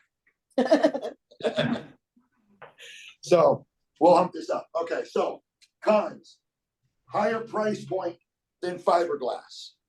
We want to make sure that we drive that point home. Higher price point than fiberglass. Also, mold, mildew, Wood rot. Wood rot. Expanding and Like a- contracting. What was the last one? Expanding and contracting. So wood expands and contracts a lot. So some of the challenges that you see with wood is when the damn thing expands, the window either doesn't want to open or it doesn't want to close. It's a pain in the ass. I don't know how much you guys get this in your parts of the country, but I know, for example, like Phoenix, for example, if you had wood doors on the inside of your house, like going into your bathroom or bedrooms, you close those at some times of the year, they open and close just fine. But at other times of the year, the damn things don't, and you got to kind of pound on them, push on them because they swell up. So you have that same problem with that. Now, there's another problem with it too. So sometimes you're going to get somebody that's on the fence and they think, yeah, you know what? I got wood windows. I really want to put them in too, but at the same time, I don't know if I want it. You know, what I want to do is I want to get an aluminum cladded window. Okay. Yes. This might be a stupid question, but if wood windows are supposed to be temperature ignorant, then how do they expand and contract so much? Okay. So the question that Rylan was asking is, if the wood windows have temperature ignorant frames, why do they expand and contract so much? Temperature ignorance has nothing to do with expanding and contracting. Temperature ignorant has to do with transferring of heat and cold from one side to another. Okay, so like vinyl expands and contracts a lot because the damn thing's plastic, right? So because of that, you're going to see that, but that doesn't keep it from being temperature ignorant, though. The difference between vinyl and wood is wood expands and contracts a hell of a lot more than plastic does. A lot more. Okay. However, so good question. All right, it's not a dumb question at all. What a stupid question he asked. So, check this out. What some people are going to talk about is when they're on the fence. A lot of times when somebody has wood windows with wood inside, wood outside, what they tend to want to go to is they want to go to a aluminum cladded product. Okay, well, here's where the problem comes in with aluminum cladding. The problem with aluminum cladding is this. Basically, aluminum cladding is just a window with aluminum siding on it. That's all that it is. All right. The aluminum cladding is not going to keep the wood from expanding and contracting. The only thing the aluminum cladding is for is to prevent it from being exposed to the elements. That's it. Okay. So what happens is when the wood expands, it pushes on the aluminum cladding. However, when the wood contracts, the aluminum does not contract back. It bends one way and then it stays that way. It doesn't undo itself. So what happens is you have your aluminum cladding in your wood like this. When the wood expands and then it contracts, it creates a gap in between the wood and the cladding. Okay. The problem is because that's aluminum cladding, just like an aluminum window does, the aluminum condensates. When the aluminum condensates, it traps moisture in between the cladding and the wood, and then it's allowed to sit there, which causes the product to rot underneath the cladding, and you won't never know it till it gets bad enough that it's too late. Okay. I had a home in Denver that we pulled aluminum cladding out and we ended up, they had to do a full mold mitigation because the mold had spread into their jack frames and into the insulation. Right, so they got into the jack studs, what you're saying. Yeah. Right. Yeah. So what Shonda brought up is correct. When that water sits in there and it rots the wood out, it also creates mold and mildew. I mean, where does mold grow? Dark, wet places, right? So as that mold starts to run and grow through everything, possibility exists you can run into a much, much, much bigger problem. So cladded windows is actually, in my opinion, worse than regular wood windows. I would rather treat the product because the expanding and contracting of it and the cladding, I can't control that. And there's no way for me to take the cladding off to clean that out and dry it up and then put everything back on. So me personally, I'm not a big fan of cladded product. There is a lot of, what do you call it? Historical preservation society. There's a lot of areas out there that will not allow you to put a cladded product on because of that. Mhm. Okay, so that is Terry, another One con. quick Yes, sir. question. What about vinyl cladded windows? Because I know there's some companies also do the cladding in vinyl. How does that vary from the aluminum? The vinyl cladding is gonna be a little bit better as far as that, because that tends to, when the wood expands, so does the vinyl. And when the wood contracts, the vinyl does too. The problem is though, the vinyl is so thin on that, as you know, thinner vinyl tends to bake in more. So it starts to pull itself out of the lock joints where they join the vinyl to the wood. So it starts to pull out of the lock joints in the track. It'll go ahead and it'll contract back. But the problem is though, it is so thin. And of course, the thinner the vinyl is, the challenges that we now know, right? We talk about that with our window. Our window's a thicker gauge vinyl, and as a thicker gauge vinyl, we can cover warping. But when you start talking about cladding, vinyl cladding is actually even a thinner gauge than this thin vinyl gauge is on these cheaper windows. So there's where the big problem with vinyl is. That's why you don't see a whole lot of it.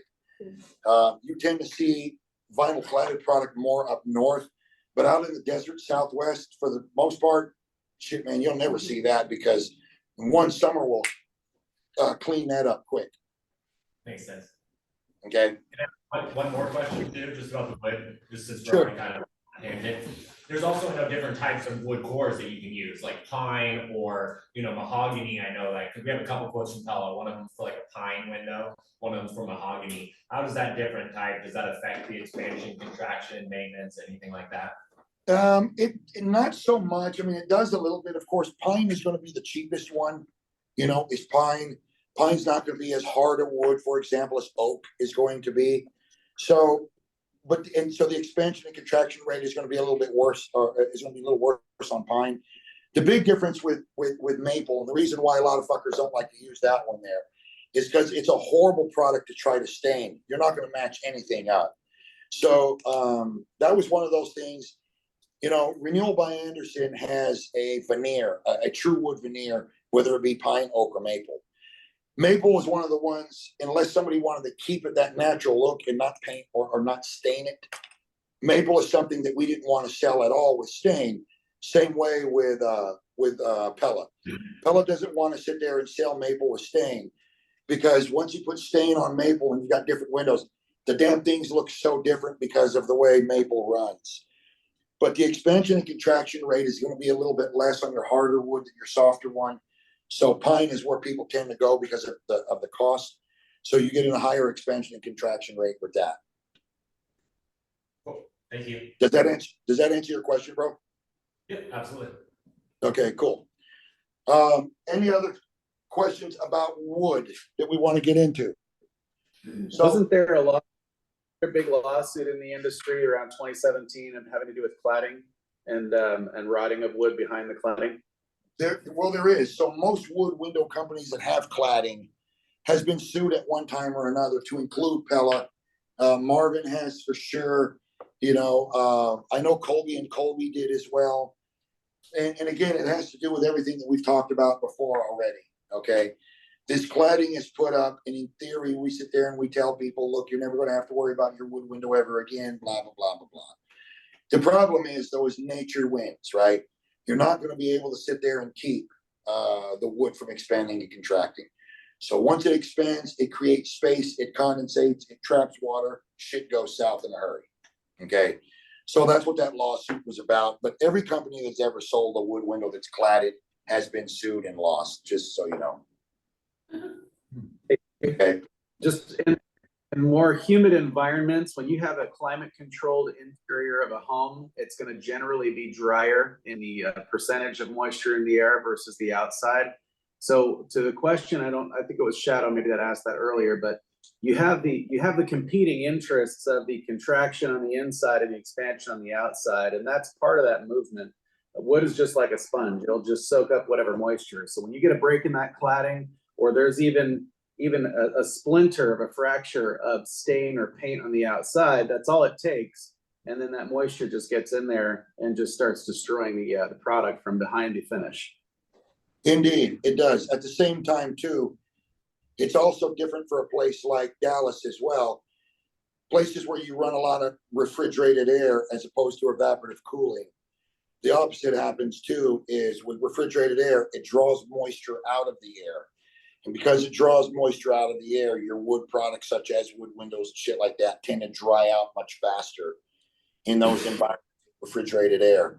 So people with refrigerated air have a lot of wood throughout the house. Their better bet is to add a humidifier to their air conditioning unit to be able to put moisture in the air so that it's dry their shit out. In a place like El Paso that has a lot of evaporative cooling, that's not near the same problem where it doesn't dry out. It just expands and contracts a lot. So that's another bearing on wood, depending on the location that you're in and where you're at. You know, here in Seattle, I've noticed, as well as in Portland, there are a lot of houses out here that don't have air conditioners, period. That tripped me out. You know, hell, when I was looking for a hotel to stay, I wigged out when they sat there. They had no damn air conditioner. I was tripping. So needless to say, I got the hell out of that place quick. So that can be another drawback to wood, is if you have refrigerated air without a humidifier on it, it'll tend to dry the product out on the inside, you know? So good point, Marky. Good point. Terry, So can you briefly touch on the veneer that RVA uses? Say that again. Can you briefly touch on the veneer that RVA uses? Yeah, so Renewal by Andersen uses for somebody that wants the wood window look on the inside, they use a veneer, okay?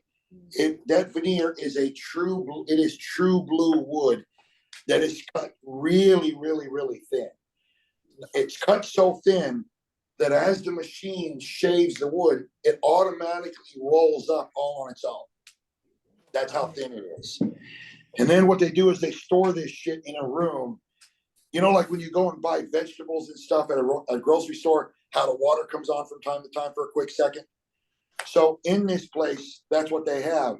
Water will pop on from time to time for a quick second of mist to cut down on static electricity, because the damn place lit up and has caught fire a couple times due to people dragging their feet and touching the product. Static electricity lit the place up.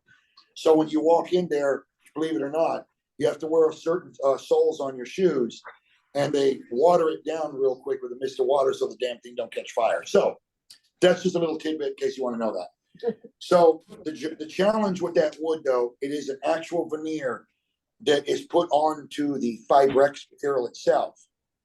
The problem is once you paint it or stain it, you're done. You either have to paint on top of it, but you are not going to be able to sand it down and remove the stain because it's too thin to be able to do that. It's right at about a 1/16 of an inch. So it is very thin. You're only going to be able to do it once. That's it. So if they go that route and they stain it and they want to stain it a different one, they're going to be SOL'd on that deal. They're shit out of luck on that. Okay. Have I heard of the veneer peeling off? Once in a blue moon, but for the most part, that puppy's on there, it stays on there. Thank you. You're welcome. Anything else?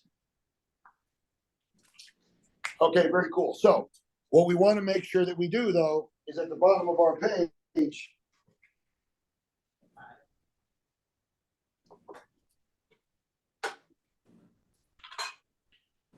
now, we all understand price condition. We all understand that. This is a big way to price condition as well, okay? When you've got your 5 separate sheets of paper, and at the very bottom, they can compare dollar signs. This is a great way to price condition. You look at Google and shit like that when you go to a restaurant, right? What do they have? The dollar signs, okay? So many people's eyes go straight to the dollar signs, So putting this out there for them, damn near every person you talk to will more than understand that, okay? And what we want them to sit there and believe is this stuff is really, really expensive, all right? So That's why we're putting the dollar signs here. The last thing, of course, is Fibrex, and we got into Fibrex pretty good yesterday. Fibrex would be $6 signs. The cons you would start out with, of course, if, you know what, fuck it, we'll just, or heck with it, we'll just do it, sorry. You just got. She's not here now. You know, what she won't know won't hurt her. Unless one of you guys tattletale. And you know how it works, right? Snitches get stitches. Yes. What you did. You learn that shit on the street quick. My grandpa comes from prison. He yelled at me for throwing, I got spanked for throwing a punch with my thumb in, and he told me if I ever did that again, he'd beat my ass at 4 years old. Oh, whoops, wait a minute. Yeah, Like this, sort of like this, because he didn't know this kid. stitches, snitches get stitches. What other companies besides RBA offer a WPC? Do what? What other companies besides RBA offers a composite? I don't know of anybody that does, dude, other than them. They're it.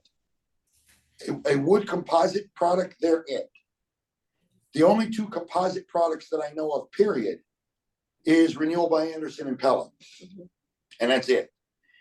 If there is another one that's doing it, they are so obscure. I have no idea.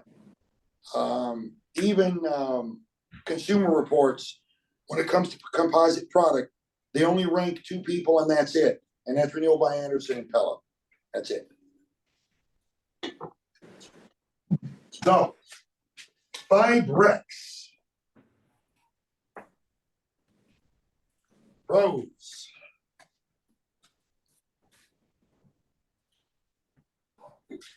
So, we all know to start out with temperature ignorant frames.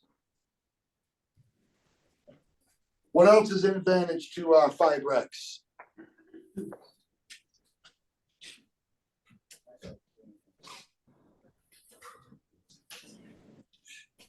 Good answer. It's proprietary. Special. It is, Yeah. it is energy efficient. At the same time too, it is strong. Produces sound. Yes. That's from notes from yesterday. I was going back. It is strong. If you want to say this is an advantage, it is a proprietary product. As Shonda just said, she is correct. So if that's a, you know, for some people, they'll sit there and think that is, so it is a proprietary product, you know.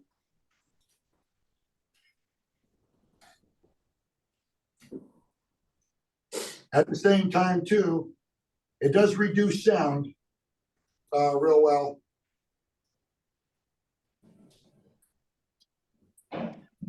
Okay. What else you guys think? Or is that it? It's a pretty window. It is. It's clean. It lined, is, it sleek. is a good looking window, yes. It is a good looking window. Corpse gloves. I mean, I guess this would be a pro of going with Fibrex, would be working with a company with a 112-year track record, you know, longevity Yeah. brand company. Yeah, longevity, I mean, Renewal by Anderson's been in business now about 120 something years now, you know? So there's certainly Anderson not has- where, do what? Didn't Renewal by Anderson start in 91 as a subsidiary of Anderson? Like the actual, Yes, so if you guys just, for the sake of knowing, just so you can know shit. So you have Anderson and you have Anderson Corporation, okay? Renewal by Anderson is its own entity. Anderson is its own entity. They are brothers, yes, but they are Cain and Abel, and they do not like each other. However, they are owned by the same place though, by the same family, okay? But again, they don't like one another very much, so they don't play good in the sandbox together. The Fibrex material that you see at Home Depot, yes, it is Fibrex. No, it is nowhere near the gauge that Renewal by Anderson sells. When I was in Dallas working with Pella, The manager there came up with a great idea. And what he did is he went out to Home Depot. He bought an Anderson window out there, a Fibrex window, had all the glass removed and started cutting the sashes and the frames in pieces, passed them out to his people to tell everybody, look how thin this shit is, this and this and this. Okay. I would very much strongly urge you to do not do that. Renewal by Anderson can get pretty shitty, pretty fast. If you're running around out there with a piece of that 400 series frame, telling everybody this is what Renewal by Anderson has, Renewal by Anderson will come get you for it. They very much protect their name when it comes to that, and they are gnarly about it. And they have the pocketbooks to do it too. You know, Bubba Gump Shrimp and the US Mint, when they start running out of money, calls Renewal by Anderson for a loan. So they have extremely deep pockets and they will chase you for that crap. They very much protect that shit. So don't try to get cute and say, look, this is what really Fibrex is. And the correct pronunciation of it, guys, is Fibrex. Is actually how it is. Exactly the way it's spelled. Fibrex. That's not Fibrex. It's yeah. It's not Instead of free, it's not Fibre X. It's not Fiber X. You know, it is actually Fibrex. Again, just so we know what we're talking about when we're out there. So, it is a good product. It really is. Truth of the matter is, they probably make one of the best sliding windows I've ever seen in my entire life. It is absolutely awesome. Their slider is. It's the best slider in the industry, in my opinion, based on certain things. Operation, nothing moves smoother than that thing does. At the same time, too, it sits on a giant monorail. So the way that works is their frame does this and comes up like that. And it's got big wheels that sit on here. At the same time, too, there's a rubber gasket that locks in here and here on the rail. So this thing is never in any dirt or dust. So the wheels don't get gunked up. And it's fairly deep. I mean, you're talking about approximately 1/2 inch to 3/4 of an inch deep from here to here. So it stays out of the dirt and dust and literally slides like goose grease. It's a pretty impressive unit. It's pretty impressive. Okay. However, there are lots of problems with this shit. Number one, first and foremost, highest price point in the industry.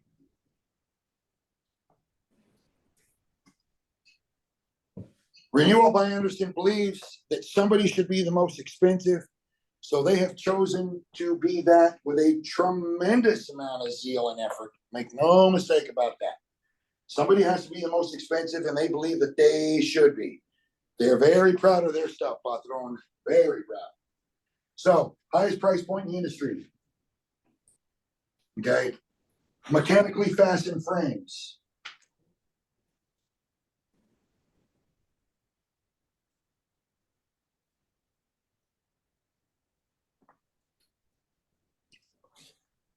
Very big frames.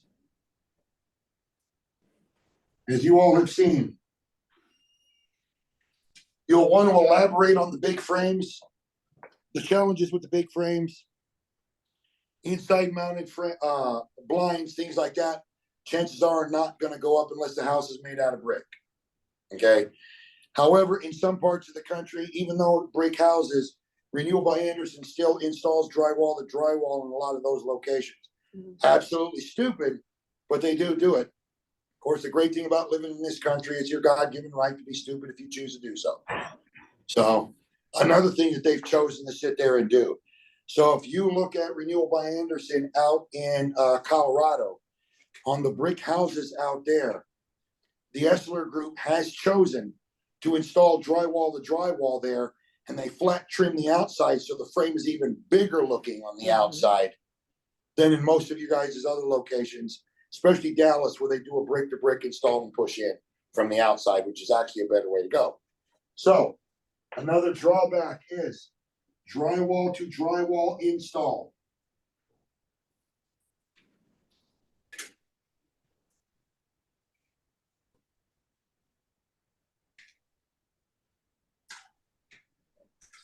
So why is that a big deal? Hey Cody, check this out. I came up with this idea here, bro. Hell yeah. Smart cookie.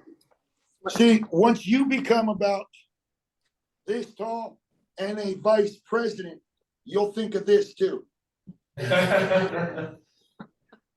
So I tried the vice president thing when I was at home. So the other day, my wife and I were talking. She said, no, I didn't say that. I said, yes, you did. She said, no, you didn't. I said, look, I'm a vice president, therefore I'm right. She did look dead at me and she told me, you know what you should probably do? I said, what's that? She should probably go fuck yourself. I said, oh, okay. Well, sure, I'll go try that next, I guess. So I think I lost that argument. So drywall to drywall install. So why is that a problem? Well, number one, too, that means thicker frames.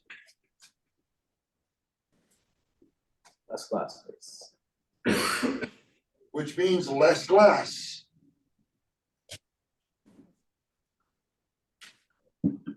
Okay. What else is a problem with Fibrex? We got a bunch of seniors on here. Let me hear what you seniors know. There's no reinforcement in the check rail. Nice. That is correct. No reinforcement in the check rail. That's what I said.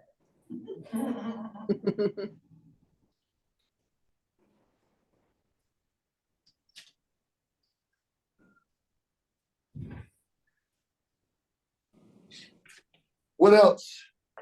On whole tackle pulley system. Yes. Well, what we don't want to say that because that's not actually have to do with Fibrex. That's the window itself. We'll attack that part when we start pulling our window out and then comparing. So you're right, though I wouldn't put that on this list because we didn't talk about closers on any of the other ones. What about warranty? There's a biggie right there. That's the one I'm waiting for. Warranty. So the way warranty is the worst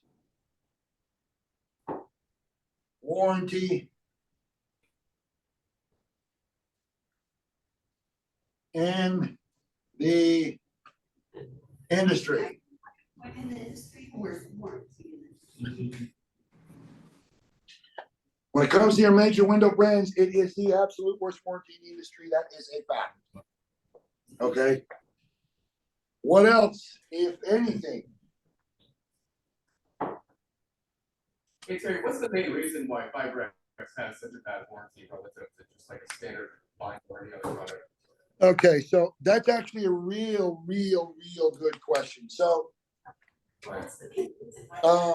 requires an explanation. So Fibrex was actually started and being created by what they called the Farm Project back in 1975. Okay. Fibrex, in order to make Fibrex, you have to have PermaShield. PermaShield is a patent that was bought from a little old man in Spain who used to use an invention he called PermaShield to make blinds. When Renewable Anderson ran across this guy, they actually bought this huge patent, hired him to sit there and come work for him, and they started the Farm Project back in '75. When they started creating all these Fibrex frames, it's wild. They made Fibrex full windows with sashes and glass. Some of them just sashes. Some of them just a frame by itself. Some with half glass and all kind of shit. They had 3 testing facilities. Testing facility number 1 was in Yuma, Arizona. That was a facility to go ahead and cover high heat. The next testing facility was in Cottage Grove, Minnesota, for the extreme cold, wind, shit like that. And the third testing facility was in Florida, just outside of St. Pete. So it had to do with also hurricanes, humidity and crap like that, okay? So Fibrex was a product that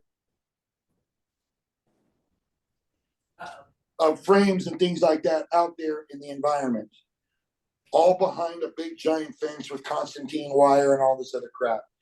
They got electrodes set up to this shit so they can monitor movement and all this other crap.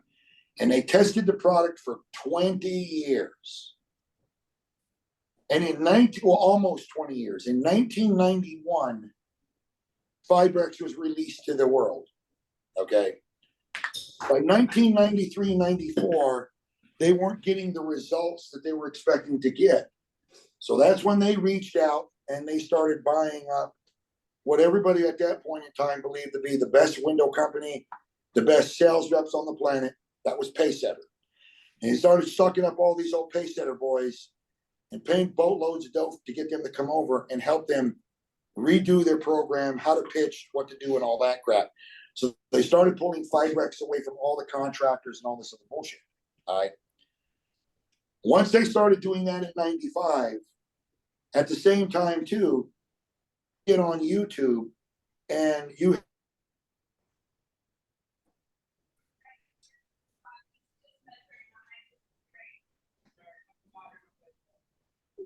free, and then they test the product. It's been on that house and being used for 20 years. What they have found is that their product holds up like no other. Therefore, no need to sit there and put out a warranty that's any better than the warranty that they have. My argument about that has always been, it's better to have it and need it not have it. Okay. So that's the reason why their warranty is the way it is, because the testing and all the crap that has gone through this product is unbelievable. Nobody compares to that in this industry. I mean, you look at fiberglass. Fiberglass, for the most part, is a brand new material to the market. It's barely going on 20 years or so for this, okay? And Fibrex was tested for that length of time before it was put out. So to answer your question in a roundabout way, Double J, that's the reason why, because of all the stuff that they've gone through to do it.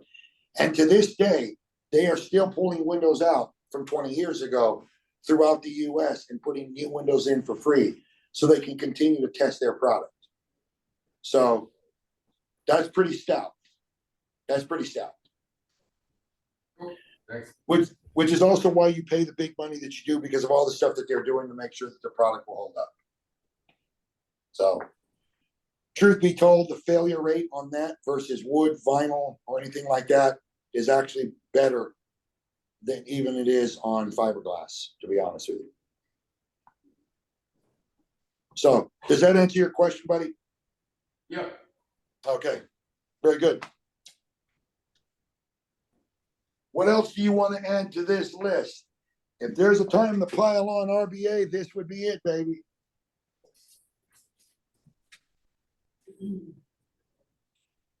One of the problems it could be with Renewal by Andersen, and this depends on the part of the country you live in, you just have to check to find out. Renewal by Andersen is very famous for subbing out their work. They're very famous for subbing out. They do a lot of subcontracting, a lot. Okay. So once you get all of this, then the last thing we want to do is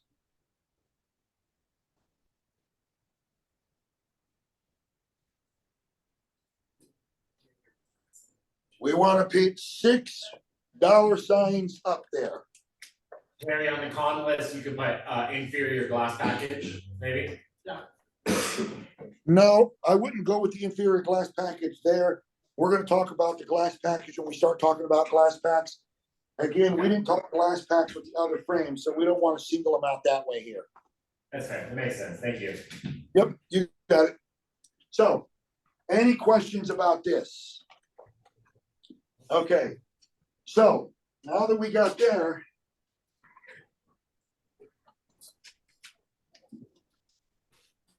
It's just all of this.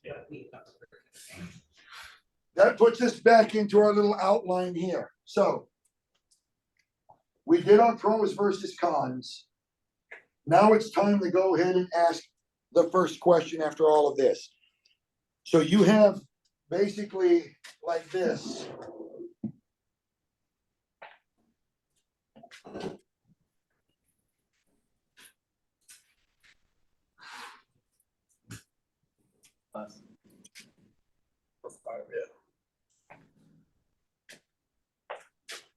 So you have your 5 sheets of paper.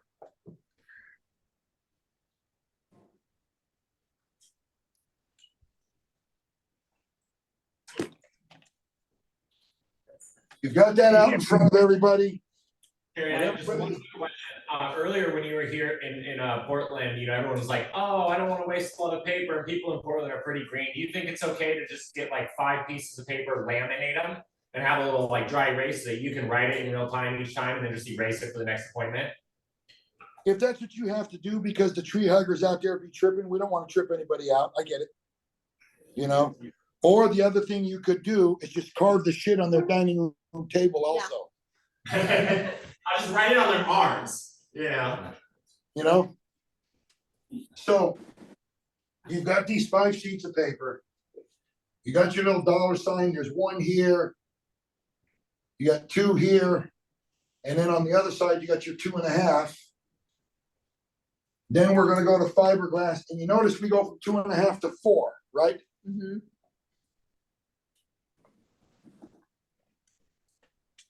Did you guys catch that? Yeah. Okay. Basically, we got dollar signs all over the place. We want them to be able to see that. That's why we put it at the bottom of the page, so it's easy to see across, okay? So the question that we want to ask is, Mr. and Mrs. Customer, do you have any questions for me at all? No. Okay, great. If given the choice of type of frame, and you do have a choice, which one of these would you prefer? Now, I get that there are pros and cons to asking this question. I get it. If we did our job correctly, 85% of the time or so, 90%, they're gonna go ahead and pick ours. They will. But by this point, you're probably also gonna know whether this is gonna be a wood job or not. Then you have to pivot into that and handle that the way you need to handle that, okay? Wood jobs jump out at you. This is not a secret once you walk in. It's no secret, right? Or am I wrong? No. I would take that as a no since nobody's saying yes. Very good. Okay, so they're gonna pick ours more often than not. We take this piece of paper, we move it out of the way, leaving just these 4 left. And then we ask our closing question. Out of curiosity, why not any of the others? That's the question we want to ask. We need them to be able to tell us why they wouldn't go in another direction. Out of curiosity, why not any of the others? Every now and then you're going to get that sneaky type customer that's going to say, well, you know, Double J, you did such a great job. Oh my God, we've had 91 window companies come out here and nobody's explained it to us the way you have. You're awesome. Okay, well, that's precious and that's sweet that they would say that, but that isn't any kind of an answer. So I would then turn around and respond back with right away, I appreciate the compliment, and that's very nice. However, what I believe and what I said is immaterial. All that matters here is you. So in your opinion, why not any of these other 4 that are here now? We've got to get them to tell us why. Because we're going to have to be able to use that answer in our close when they start wanting to talk about going and shopping and crap. Now we can go back with, well, I'm a little confused. Earlier you said you wouldn't do it because of this, and this. So what's changed here? Is it me? Well, I mean, what's going on here? Or do you just need time to rethink your answer because you're a lying piece of shit? I mean, I don't know. Okay, Is that a coined phrase? it is, lying piece of shit is a coined phrase when it comes to the window industry. It was invented by the window man, that'd be me. And, I invented that when I invented standing in line. So, how do you know I didn't? How do you know I didn't invent standing in line? How do you know? So, that's what we wanna do here. I understand the possibility exists where somebody will say, what, I want aluminum or this or that. That's why when you're going through your pros and cons, remember one of the cons on aluminum is chances are, yeah, the window doesn't meet the Energy Star requirements. So unfortunately, we can't put that in here. Well, then why did you tell me about it? Well, because you gotta know what's out there, man. You're the one who said you were gonna research too.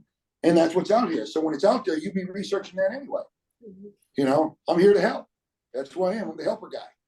You know, the helping window man. So different things we'll get out of. We know that they're not gonna pick Fibrex with us right there because they know we can't do it. That only leaves vinyl, wood, and aluminum. Well, if it's wood, we can still work with them because of the type of product that we have. And you're gonna know if it's wood right away or not. So really and truly, you're only competing against two things, yourself and fiberglass. That's it.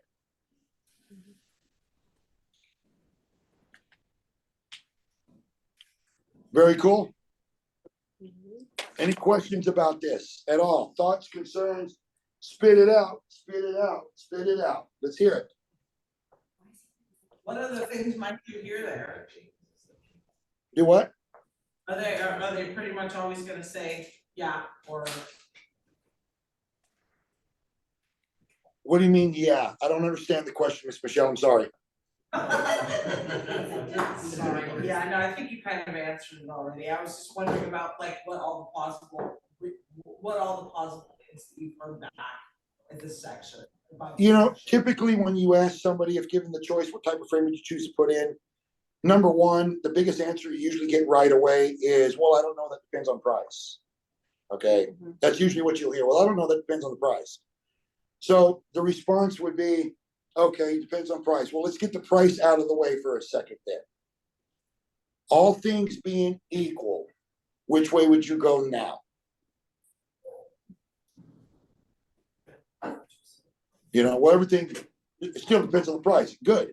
All things being equal, let's assume everything is the same. Now that the price is out of the way, which way would you go? Okay. So you'll tend to get that there. You'll also tend to sit there and get, well, I don't know, you know, I really haven't sat there and looked into it. Well, that's what we're doing now though. And then we want to point out the things that a customer is never going to do anyway. Look, this type of research that we did for them, you know as well as I do, 60% of what's on that board, they would never look into themselves ever because they don't know enough to look into it. If you give them that price isn't an issue, aren't they just gonna take Fibrex? And they can say, oh, well, then I'd take the most expensive one. No, Fibrex. no, no. If you did your job right, they're gonna pick you almost every time. Funny thing is, if I was pitching fiberglass, I would change up the pros and the cons so that you would pick fiberglass almost every time. And if I was doing Fibrex, I would change up that a little bit, but you would pick Fibrex every time. It's just a matter of what you say and how you put it together. And always you want to keep us in the middle. You want us here. Okay? Because what the customer is expecting is that our frame will be the last thing we talk about. So anytime I sold fiberglass, I put fiberglass here. If I was selling Fibrex, I would put Fibrex here. And I would sit there and do that, leave it in the middle, and then give the customer the choice. They're gonna pick us almost every time. So for the most part, that's the biggest pushbacks you're really going to get. That, how much does it cost? You know, it depends on the price, that type of thing there. Once in a blue moon, you'll get them to pick fiberglass, in which case they're really, out of curiosity, why fiberglass? Okay. You know, well, because of this, and this. Okay, well, unfortunately, fiberglass is something that we don't do here. You know, I mean, we can get it if push comes to shove. But the reason why is because there's more challenges with it. And what we try to do is we're trying to put a product in front of you or try to guide you to an area where you're going to have less challenges, things like that. Nobody will trip out over it. Nobody can be mad if you're trying to help. And that's what we're trying to make this out is help. We're helping them research. If they were friends of yours, this is what you would be doing for your friend. This is what you would be doing right here. So when I say take the customer shopping, this is exactly what I mean here. You do more of this, as tedious as it sounds, you'll have much better results in your close, especially for those customers that never thought about doing windows until the day we knocked on that door. Okay. For somebody that's shopped around, that's a lot easier close. Everybody on this call, for the most part, knows that. So, any questions about that at all? I do have a question, Jerry. How much of this, are you taking the lead on all this and you're writing down like, okay, here are the pros and here are the cons? Or are you kind of like engaging the homeowner, like, hey, do you guys know anything about this? What do you think are pros and cons? Or do you let them have control or not? I do. I mean, I try to sit there and get from the customer, you know, because a lot of times when you bring something up, like a customer goes, oh no, aluminum sucks. I know it does. Really? Let me ask you a question. You know, out of curiosity, what would one of the pros be? What do you think is an advantage of it? Well, it is strong. It does have thinner frames. Yeah, you're right. It also has more glass, right? And it comes at a very cheap price point. However, the drawbacks is what you're saying. Good call. What did you say? You said it sweats. You said it oxidizes. You said it sucks. If they say it sucks, write sucks down there. If that's what they say, write the damn thing down. It's like your CPA. When you ask, you know, what are you looking for in a company? If the guy says, well, you know, I don't want any of these fuckers. I want them to be on time. Then write down there, fuckers to be on time. Write that down because that's what they said. Is that a jargon? Hey, Terry, let's watch the amount of F-bombs you're throwing out there. Love Liz Holden. All right, who's recording this and sending it to her? That's not real. You're messing with me. Yeah. Okay. No.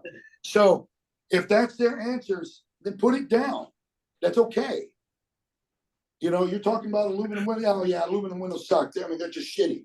Well, you know, there's a lot of cons to windows. Like you said, aluminum windows, they suck. And what was the other word you used? Shitty. Yeah, that's what you said. Shitty. Write that down. Nobody's going to get mad at you for writing down what they said. I swear. Nobody will. You know, for as much as I swear in a house, I can promise you can get away with that. And like I said, I know y'all haven't seen it. Shadow got a glimpse of it. And I can't tell you how many times I must have swore in that house. What, a dozen times at least, dude? At least that. Yeah. At least that. You know? Yeah, it's fucking cool. You know, and I believe if I was a little younger and a little better looking, the husband would have wanted to have my babies, even though I was Wow. just saying. So, but the answer, what you're saying is, Cody, yes. If you can get the customer engaged a little bit here, let's do it. What we don't want to do is draw it out, where all of a sudden it becomes awkward. Okay. We don't want to make it so it's awkward. Beyond that, in my opinion, pros and cons is an absolute must. Anybody on this call disagrees, then I will just say it up front in front of everybody. Then whoever disagrees, well, then you're an asshole. I don't know another way to put that because of how many times we get told in the close how they have to shop, how they have to research, how they do their due diligence. Mm-hmm. We all get that. Now, if you're a cat that's sitting there saying, I never get that shit, then you know what? You are indeed the unicorn. Then you don't have to worry about doing that since you never get that. But the number one reason why somebody doesn't buy is shopping. That is the number one reason across the United States. I don't care what town you're in. That's the number one hurt thing is why somebody doesn't make a decision today. Got to shop, do my due diligence, research, because I don't make one-day decisions. Guys, when they're telling you don't make a one-day decision, they have to think about it. That means that people are still shopping. That's what they're doing. They're shopping. So let's take them shopping so we don't have to worry about that. Take them shopping. Will it work for everybody? No. But I only care about the ones that it works for. because chances are we wouldn't have got it had we not done it. Jerry, Yes, sir. I don't want to get ahead of us, or ahead of what you're doing, but do you actually delve into the glass packages at all? Because I mean, we talked about 5 frames, but we haven't even gotten into glass packages, and there's more glass package types than frames. Well, there's probably 3 or 4 things we got to do. We're only on number 2, bro. Okay, so that's actually a good question, and I was trying to figure out how I'm going to try to navigate you guys around that, to be honest with you. All right. I haven't thought of it, how to do it yet. Because we don't use a heat lamp kit here. Do what? We don't do it. Right. What we're so used to doing is talking a little bit here, talking a little bit there, and then showing a price that's cheaper than everybody else that people buy. Okay. Mark, you and Matt have seen a heat lamp demo. Yes. Cody, I think you did too as well, right, bro? Yeah, all the seniors here saw it, Except for me. except for Michelle, because she was gone. Okay. We have a recording. I do have a recording of you doing it here. Were you able to do one too, Cam? Did I do one for you out there? You didn't have a heat lamps kit. No, you did, didn't you? Yeah, I got one. Yeah, so I usually use the heat lamp kit to demonstrate the glass package because if done correctly, it's extremely, extremely powerful. So what we're gonna have to do is we're gonna have to talk our way through it until we can get the heat lamps kits. I will be getting the heat lamp kits for everybody. The challenge is these damn things are pricey. So we can do this one of a couple different ways. Cody brought up a good idea the other day. Seniors, you sit there and you pay for them, buy yourself one. And I'll figure out a way to go ahead and get the money back to you. The company as a rule doesn't want to spend money for this because they don't believe that they need it. And clearly by our performance, we can certainly see that, yeah, we probably don't. Whatever. But some way, somehow, I know there's a way around it. I just got to figure it out. So what Cody and I and all the MSPs know to do is we're starting to buy up things a little at a time so we don't draw attention to ourselves. These heat lamp kits are about $478 a piece. That's not bad. Okay, just so you know. So for me to order 10 of them in an office at $4,800 is basically what it's going to come out to be. I'm going to have a hard time hiding that. So like Cody has been getting glass packages and stuff now, a few here, a few there, a few here, and we start hoarding this stuff. But I would strongly suggest for those MSPs or those seniors that can do it, I would get myself a glass package or a heat lamp kit. I'll put a kit together for you before I leave Seattle. I'll give you a thing of what I would order and where to order it from and get you the part numbers and all that. So we can put a deal together so it comes out to be less than the $478. But that's where the problem is, guys, is that Apex doesn't believe in it because Michael Foyt didn't believe in it because Michael Foyt wanted to be different than everybody else. If the dude was still here, my argument would be if you want to be different than everybody else, then explain the fucking thing better than everybody else, and that makes you different. Most people don't like to use it because the excuse is, well, other companies use it. Well, just because other companies use it doesn't mean that they're using it correctly. Okay. Even Grant, who as many times as he put it, says he's seen the heat lamp demo because Champion does it and stuff like that. When I did a full-blown one for him, he said, okay, I'll admit I haven't seen it done that way. So just because other companies are showing it, don't mean they're showing it right, right? You take a comedian, he gives a joke, tells a joke, everybody laughs. You get into a party with everybody, tell the same joke, you don't get the same reaction. Why? Because the delivery was different. That's why. Or maybe you're just one of them fuckers that's just not funny at all. You should just be shot. I don't know. No, I don't know. What's that mean? Means you're probably lonely and unpopular. I don't know. you know? So I just have to figure out a way to make it make sense to pitch that glass package. So I'm gonna skip the glass package for right now, because the glass package would be part of what would come next. The heat lamp demo would be right now. After we do this, pros versus cons, we're supposed to do glass package, and then from glass package, we do the window demo. Okay? So it's just a matter of, yes. I was just gonna say, just to understand timing, typically when you're doing all of the pros and cons, you're spending about how much time on that? So parts, pieces, and product all total, you should be in there bare minimum 45 minutes to an hour. Okay. Pros But and that cons, includes pros and more. cons will probably last you maybe 12 minutes or so. It's pros and cons shouldn't take you a long time unless the customer is really engaged, then let it go. As long as they're engaged, then we want to make this last however long we make it last. Okay. My philosophy on running appointments is a little different than Apex's. Number one, I believe that appointments should be 10 o'clock, 2 o'clock, and 6 o'clock, so they should be 4 hours apart, first off. Second off, I also believe that we have to learn to love the one that we're with. However long it takes to be with this particular customer, that's how long it takes. If we have to have the call center, the MSP or the Canvas manager or whoever to call the customer up and tell, look, we're unfortunate, we're sorry, but we're running late. I'd rather make that call than hump it up and get out of the house to shortcut something, just to haul ass to go somewhere and all of a sudden somebody isn't home, or it's a one leg, or it's something we can't even do. So we have to learn to love the one that we're with. It takes however long it takes.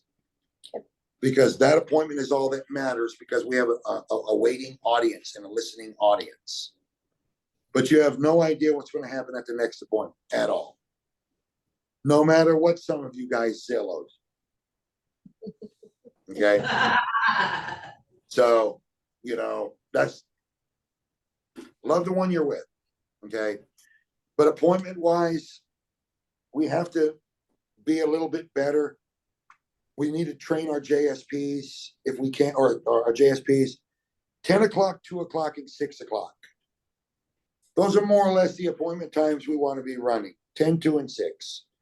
That gives you 4 hours in between appointments. That gives you a chance to get out after 3 hours, head down the street, take a potty break, grab a burglar or something.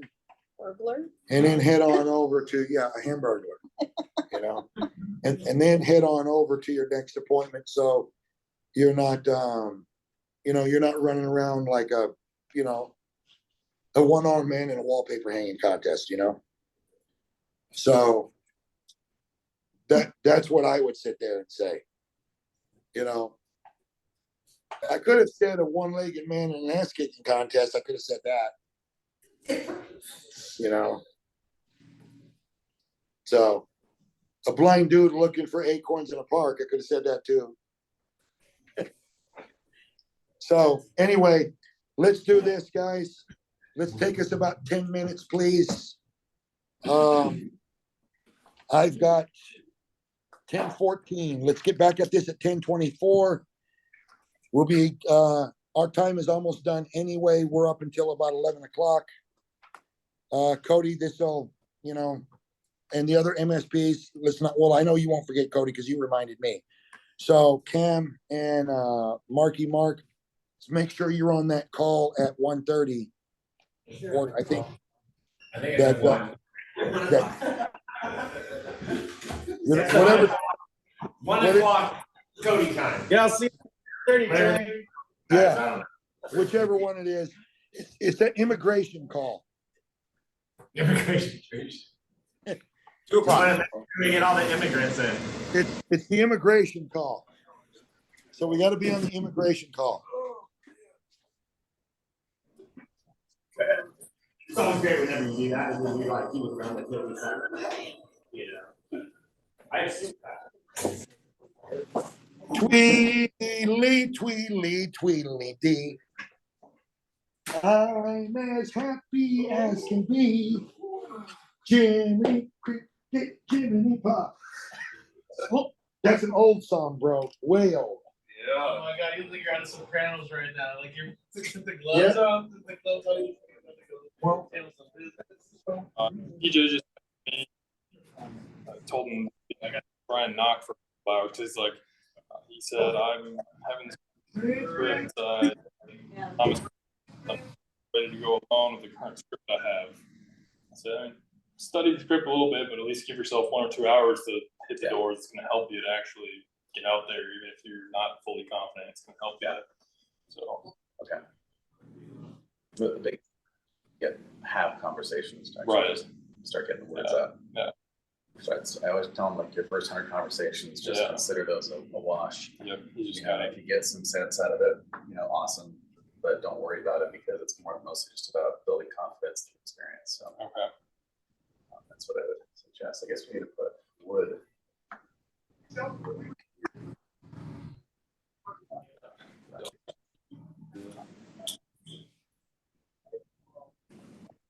Looks like we need to add another. That's 6, wood is 5, fiberglass is still 4. So just switching that a little bit. Yeah.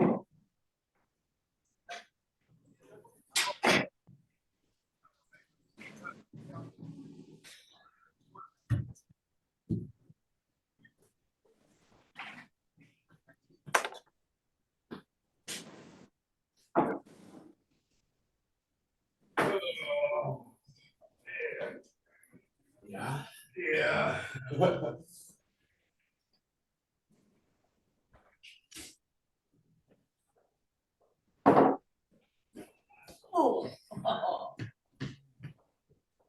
Some hits.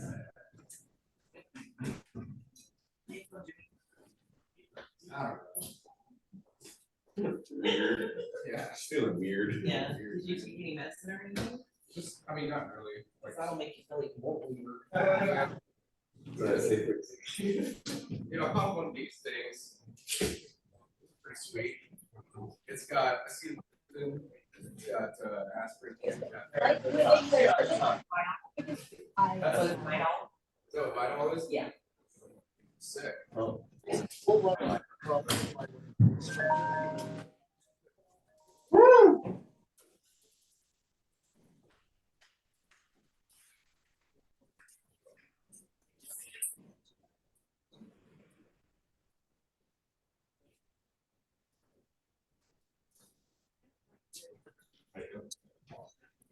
Drink that tea, boy. Huh? Drink up that tea. I already did.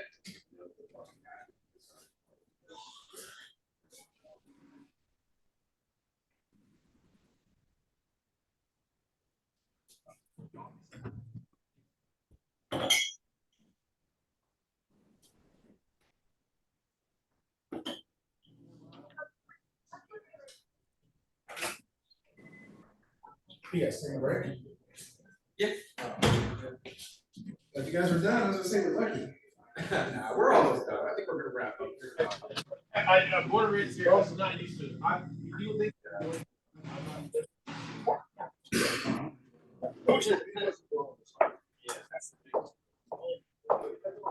I do have to say that I love the little decor touches in this office. I mean, it's super cute. Little green rugs, black couches. It's cute. Yeah. Like the aesthetics, it makes it feel like it's a purposeful office. We're very, I don't know, we're like modern in Colorado. So we have like exposed brick walls, like piping up top that you exposed piping and you know, wood hard floors. Everything is deep, dark wood hard floors. That's cute. It's like nothing special. Our floors are the industrial. I love it. I Oh, love dang. it. It's like,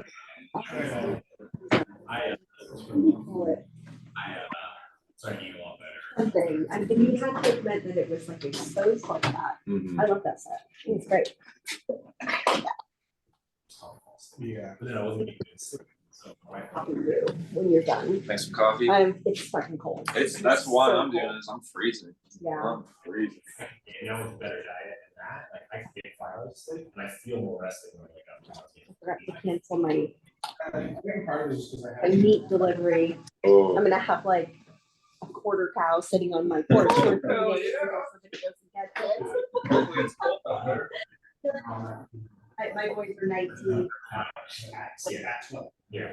I'm like, that sounds fair. To bring the cow in. Hopefully it's cold out there. Yeah. Oh, you know what it might be. So. Yeah. Right. Shy. We have a great little array of things here. Yeah, Kate likes to keep it nice and stocked. The nice thing is, you know, like on a shitty day. I mean, the nice thing is the days are getting longer, the weather's gonna be even better, days are on the downward slope. Right, which is good. fortunately, yeah, I was telling the guy yesterday, I was like, so I was like, yeah, you know, within. So how long have you guys been on and doing training and what did you guys? Started like the 20th, like. Oh, you're Yeah, brand me new. and him both. Yeah. What did you do before this? The weed industry for a long time. I was going to ask you. Yeah, I sold it. Yeah, so finally trying to do something different. But I was at a motorcycle like Dainese. Have you ever heard of the company before? They're really high end, like any professional GP motocross racer uses their gear, like Okay. suits and stuff like that. So it's Okay. like a very bougie, like it's like $7,000. Like all of our gear is really, really nice. And Yeah. so I was there for a little bit, but it Slide was just, yeah. Yeah. But it was just company's a shit show, no training. Like, Yeah. I was- But yeah, man, it was Found- wild. found that That's spot, what trying they something new. Right. There you need your own boot. do. What? Yeah, I'll write a book someday. You know, it'll be fun. Okay, You can't write a book. do what? You can't write a book. Yeah, but I can pay a motherfucker to do it. though. That's true. Well, oh no, I don't mean that. I mean, I think you're smart enough to write a book. I'm saying nobody can publish, the F will wear out on the. It won't- There will be no Pretty ink much. left. We're gonna have a Jeep on It'll that. just say, up to you, Yeah. motherfucker. Okay, let's go, let's go, let's go. Ready? Oh, look at you, not Zorro anymore. Oh, That yeah, is well, the- I got that's the whole list. find out, you know what I mean? That's the double J I know right there. 78 windows on the house. I was like, oh. I carved it. I've done houses like that. So, for those that are in here so far, how do we feel about the training for the last week and a half? How do we feel? Love it. For reals, if there's something that you guys don't like, speak up and say something, damn it. Well, Work Terry, it. I mean, I was- Worst experience in his life, he said. I'll work on that because I can come up with something worse. It is easier to prove it the other way. It is, I know you preface it, it is like, kind of like all over, like kind of back Yeah. to this step, and then this we apply to this other step, that's like 2 steps down. So eventually I need to like figure out like the order. Well, and we'll put that together. I'll have all that for you. So, Cameron brought up a good point, and I told you guys this before. For the most part, we're gonna go in order of certain things. You'll see me jump around here and there and get some information out. But as we go through, like you saw today, little at a time, I'll start putting everything back together for you. And you'll find out you're not gonna be as lost as you think you are, okay? The big thing is to study, because it is a lot. This is very hard for current SSPs for sure. This is a much harder deal because you guys are, and gals are so used to doing things a certain way and you've had success. I mean, I'm looking at people here that are selling $1 million plus worth of windows a year. And you get some little midget like me sitting there saying that there's a better way and we can be better. But on the flip side as well, you know, I mean, give me a break. How bad am I if I'm selling $1 million worth of shit? Well, you're not bad at all. Okay. And everybody here who sold $1 million plus, that's awesome. You sold $1 million plus. But how much business did we lose? How much better could we have been? How much more money could we have made? Okay, that's the big thing. You know, I asked Cody a few days ago, or about, when I say a few days, probably about a week and a half, 2 weeks, 2.5 weeks or so ago. Hey, Cody, let me ask you a question. Can you see where this would be a better way to go? Would you sell more? His response was, well, I don't know if I would have sold more, Terry, but I know I would have made more money. So my thing would be, well, if we would have made more money, because we're holding more margin, means our average ticket is higher, means probably we're selling more, right? You know, we can look at it that way. But there are some deals out here that as you guys go through this, you're going to replay things back in your head. You're going to, because everybody does, and think, oh my gosh, you know what? Had I said this here or over here, I probably would have had a chance to sell that. Mm-hmm. I probably would have. You know, I wish Leah was on this call. Leah called me from in a house stuck bigger than Dallas. She didn't know what to do. She gives me a call.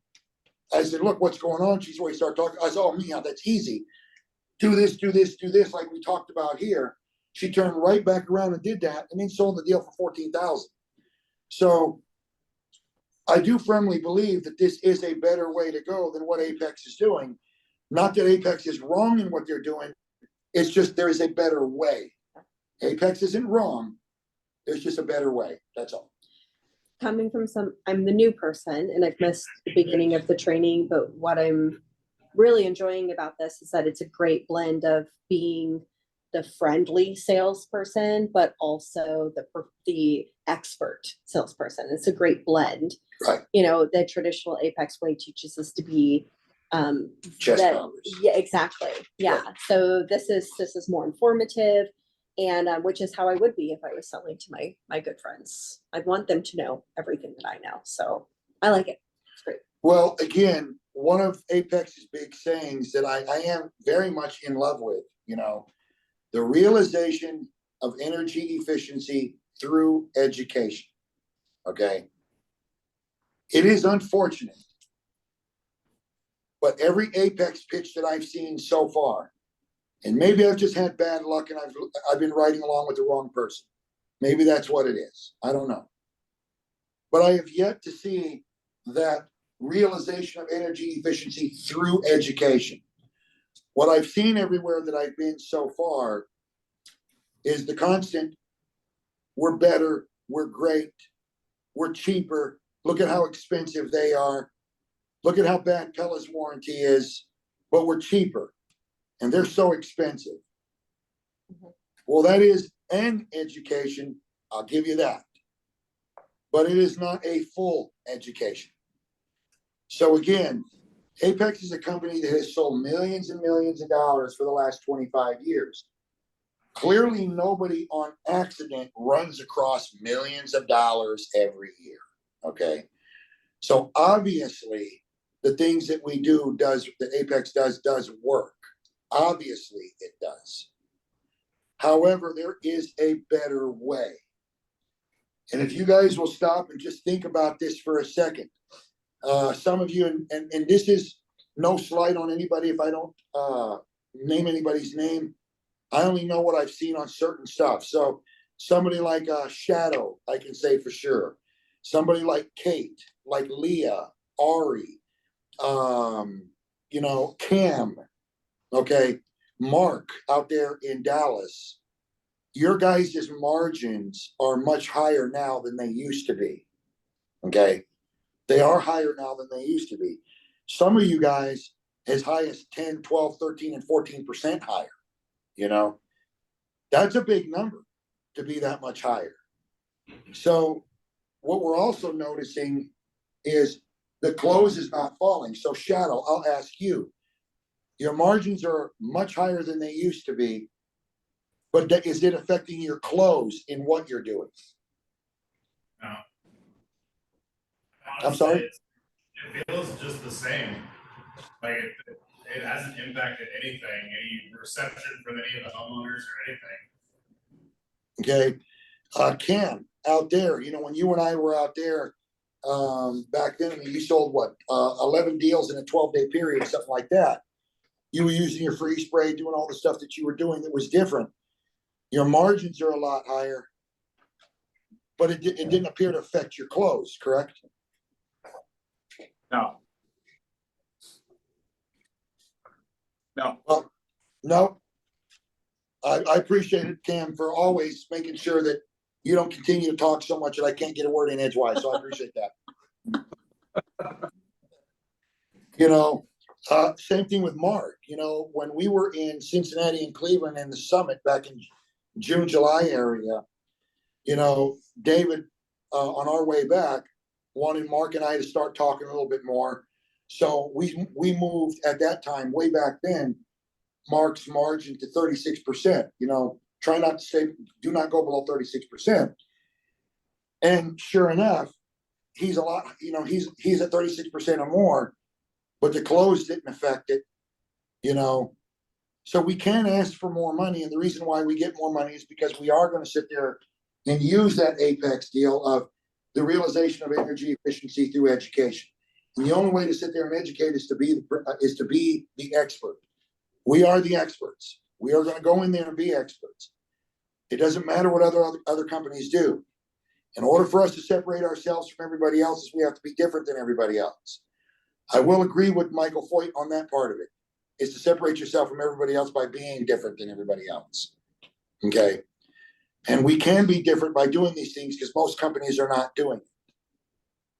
If you're doing the same thing as everybody else is doing, then the only motivation somebody has to do business with you is price. And that works great for somebody that shopped around and got prices that are higher than ours. For those people that have never bought windows before, have never looked into windows before, and they didn't think about it till we knocked on their door, for all the good things that Apex does, the one thing they don't do is very good with those customers, because those customers, franchise or corporate-owned stores, those jobs are closing at less than 15% nationwide. Less than 15. The other stuff closes at a much higher rate, 55 and above. But those type of appointments, they close at less than 15. I wouldn't exactly declare victory with a close of less than 15%. Personally, if I had a 15% for any length of time, I would probably find the tallest tree in town and I would hang myself from it. I'm not asking you guys to do that, but I certainly would, because I had probably picked the wrong profession with that type of a close. So this will allow us to be better. Is it going to be a learning curve for everybody? And are you guys going to struggle a little bit with it? Yes, you are. There is no doubt. What I'm asking you to do is to kind of forget a lot of what you've done and put you in an uncomfortable position. The trick is, when you get into a house and you're pitching, is to stay with it. Because when you get uncomfortable, the first thing everybody wants to do is revert right back to what's comfortable for them.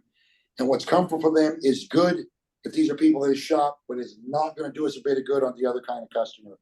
And that's the stuff that we have to be better at, because that's where the more money is gonna come in at for us.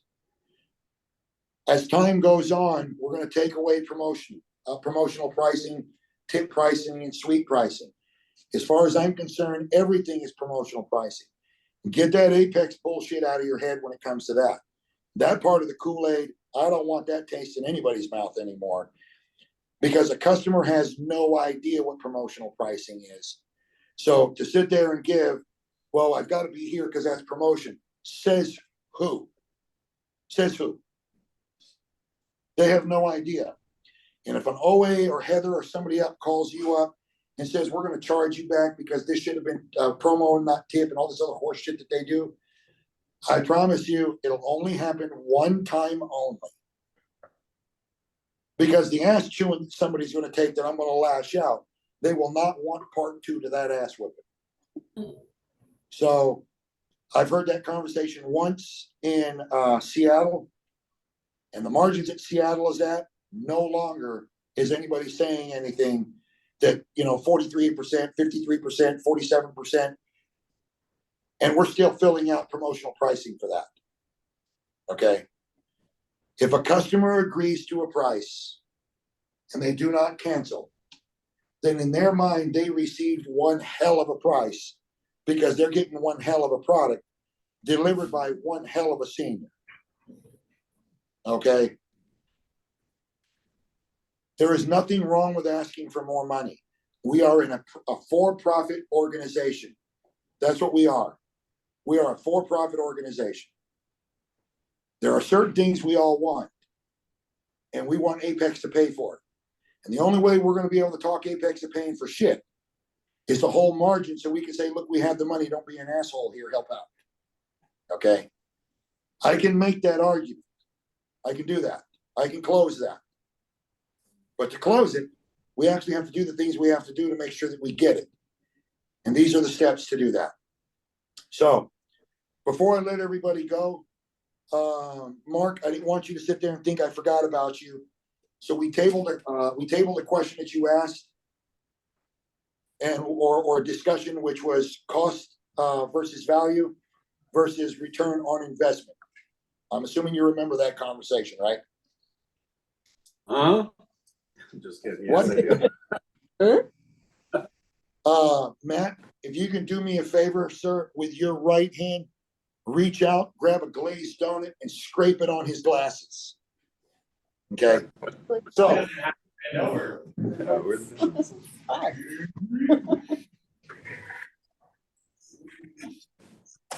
So let's talk about that for a second. And I use this one because the black shows up pretty good on here. Okay, so why is return on investment better than cost versus value? Well, cost versus value, first off, is somebody's opinion. And depending on what magazine you're reading, opinions vary. Would we all agree with that? Does everybody here disagree with anybody? Disagree with that? Well, I don't disagree with that, Terry, but just one thing, because I think when Mark is saying cost versus value, he's like specifically talking about the document that's published in your modeling magazine. Yeah. So I want to clarify what we're talking about here as we go through this. Right. And what I'm saying is, on that is I would stay away from that. I would stay away from cost versus, or the cost versus value. Do I believe there's a spot in it? Yeah, maybe if you can use it, yes. But cost versus value, I would probably stay more away from that. Because again, there's so many different documents that you can read cost versus value that those numbers are going to go ahead and vary. Okay. So based on what he's saying, Cody, should I go through this drill still or just let it go at that? No, I think you should still go through the drill. Okay. So Here's what I mean by return on investment. So let me ask somebody a question here. I'm gonna use one person. Who do I want to pick on for a minute? Somebody that's not gonna sit there and just give me a lie. Miss Michelle, let me ask you a question. Sure, serious business too on this. Yeah. If you had our window, and maybe you do already, but if you had our windows throughout your entire house, okay, how much money on your heating and cooling do you think you would really save by having our windows on your home? I do have our windows and I have Pruvia doors as well. I had them put in February this year. We're saving, you know, they keep jacking up the. Yeah, but in this role, when Michelle, you're as a homeowner, you wouldn't have the windows, so just kind of like, Oh, what did you think about before you bought them and had them installed? I don't know. I don't think I'm gonna, I don't think I'm gonna save that much. Maybe $20. Maybe $20, right? I'll run with $20. We're gonna run with $20. So $20 a month. And that's gonna be heating and cooling. All right. So return on investment. Okay, so here's what I would sit there and tell you. How many windows do you have on your house? Well, put it this way. How much did you pay for your windows? If you don't mind my asking. I paid $18,000 for windows. Okay, so $18,000. So what we're talking about today, Miss Customer, Miss Michelle, is 18 grand. Now, what we hear a lot as a window company, one of the things that we hear a lot of is, well, I'm never gonna get my money back if I ever sell the house, right? How many times have you guys heard that? All the time. All the time. Okay, so check this out. If you don't mind my asking to Miss Michelle, what did you pay for your house, ma'am? I paid $300,000 for the house. 300K.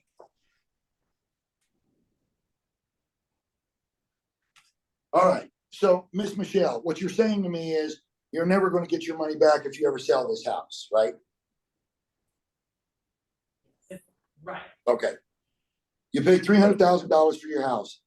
They say, and I don't know who they is, but the proverbial they, if you read a remodeling magazine say that by putting better windows and doors on your home, you're going to increase the value of your home approximately 5 to as much as 10%, depending on the part of the country that you live in.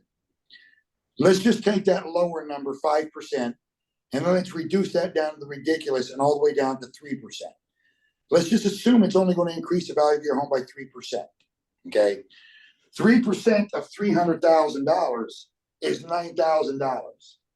So it's going to improve your house by 9 grand for the house. Now, the average person, when they go ahead and put windows in their home, the average person tends to live in that house for a bare minimum of 10 years. After all, why would somebody only want to live in the house for 2, 3, 4 years and replace their windows just to turn around and boogie out? But the average person nationwide stays in the house at least 10 years. Now, what you're telling me, Miss Michelle, is that you're saving an average of $20 a month. That's what you're telling me. So at $20 a month for 12 months is $240. $240 for 10 years is $2,400. So that's $2,400 on heating and cooling. Let me ask you this. If I could put windows on your home that cut back on 83% of the dirt and the dust that you currently couldn't stop before, so you didn't have to vacuum as much or dirt or dust as much, things like that, would it be worth $50 a month to you to have that, or is that too much? I don't know. Well, if you have to think about it, it's too much. Would it be worth $30 a month? Oh, yeah, 30 is probably reasonable. Yeah. There's some hesitancy there, so I would sit there and say, how about $20 a month? Yeah, it'd be worth $20 for sure. So at $20 a month to keep from dirt and dust, same thing here. That's another $2,400. And that's for the dirt and the dust. Now, there is a certain price that we all put on comfort, and there's a certain price we all pay for comfort. Putting better windows in your home is gonna cause the house to sit there and be more comfortable, there is no doubt. That being said, is it worth $40 a month to you to be more comfortable in your own home? Yes. $40 a month times 12 is $480 times 10 years. That is another $4,800. And that's for comfort. Now, there's other things that we can go ahead and do. So for this exercise, I'm going to shorten it up a little bit. The biggest thing that windows and doors do, and there's not really a dollar amount you can put on this. You tell me what that dollar amount is to you. I have no idea what price you put on the safety of you and your family, but I do know that better windows like ours make the house a lot more secure. And because of that, the chances are I'm going to end up feeling sorry for my neighbor because my neighbor got robbed. So he doesn't have to feel sorry for me because I was. So for security, I don't know what dollar amount you would put on that, but there is a dollar amount that we probably cannot come up with. But if you look at it this way, though, 24 and 24 is 48. 48 two times is 96. 96 and $9,000 is actually $18,600. I would sit there and say, Miss Michelle, that your belief that you're not going to be able to recoup and get your money back, I believe that to be inaccurate. I think not only are you going to be able to get your money back, but in this case here, you're actually $600 to the good, not counting other things that we can look into if we choose to do so, security being one of them. This is a better way to go to show people that they can get their money back, and they can. All we got to do is do the long math for them to get them to understand that. Cost versus value won't do that, okay? And at the same time, cost versus value is an opinion. This is not an opinion. This is an answer that we get from the customer. They come up with their own answers. So if I were to sit there and ask your customer, how much do you think you could save on your heating and cooling? Oh, I think it'll be about $100. Well, I think $100 might be a little aggressive, folks. How about we just cut that in half and say only 50? 50 times 12 is 600 times 10 years is 6,000. All we got to do is go down through this to be able to show that they can get their money back. All these people that have sat there and told you I'm never going to get my money back if I sell the house, that's bullshit. We can show them how to do that. We can. We can. Even if they're selling like in a year, not a 10-year period. Well, in a 10-year period, no, but the average, how often do we really sell a job where somebody's looking to sell their house in a year and buy windows at the same time? Very little. Or maybe not a year, but like 5 years. Again, very little. You're not going to see a lot of that. It's typically 10 years. It's like a car. You buy a car, the average person trades it in every 6 years. The reason why? Because you finance for 72 months. That's why. So more often than not, you can show a way and show a better value to your customer. And also by pulling all this out, again, we're able to touch on the parts that heating and cooling, look at what you can say. Dirt and dust, here's what it means to you. There are other things like being sick. Do you have kids with allergies? Another one, does a person have lupus? We just ran across that in Phoenix. I told you guys that story when I was up in Portland. Phil ran a job, customer has lupus. Reps that work for me directly are not allowed to leave a house without calling me. They're not allowed to leave. Phil calls me, says, I'm getting ready to bounce out of here. Is there anywhere you need me to go? I said, are you going to be placing an order with these folks? He said, absolutely not. I said, what's going on? He says, there's this. Wife has lupus. I said, whoa, lupus. Did you talk to them about lupus? He says, no, I did not. Got to talk to him about lupus. So one of the things with lupus, and Chandra, if you don't mind. That's okay. Chandra here has lupus. I found out about that last night in the, or today in the elevator. We started talking about that so she can chime in on this and tell you. A human being with lupus means they have a problem with UV light, primarily sun and whatever you call the other kind of light. What? Infrareds. So that's a big deal. Phil started talking to him about it. They didn't even realize that, and she's had lupus for 7 years, and they didn't even know. So when he started researching it for him and showing to him, that turned into a deal That not only was a same day deal that we pitched, but that one sold for 27,000. Okay, because we were able to sit there and put a dollar value on being sick, the uncomfort level, and all the stuff that goes along with it. And something he might not have known, but when you say it to me, it makes perfect sense why they would invest that money, because when you have too much exposure to sunlight, the inflammation and skin degeneration that happens is extremely expensive to treat. So Right. if you can prevent that, And it was probably cheaper to get windows than to have to pay continuously over time for treatments. Right. So again, for a person like that, we can add that to this list. Okay, I have a question. yes, When we go through this, obviously we can tailor the list, like if it's a road noise thing, how much would you pay a month of road noise would be a significant one there too. What if we deal with a lot of people who don't stay in their home for 10 years. 10 years is a bit of a stretch. They're all, how do you handle the not gonna be there for 10 years, gonna be here 4 or 5, maybe years longer? all right, so check this out. Let me ask you a question. For every 100 deals you sell, Michelle, 100, how many of that 100 do you think is moving out of their house in 5 years or less?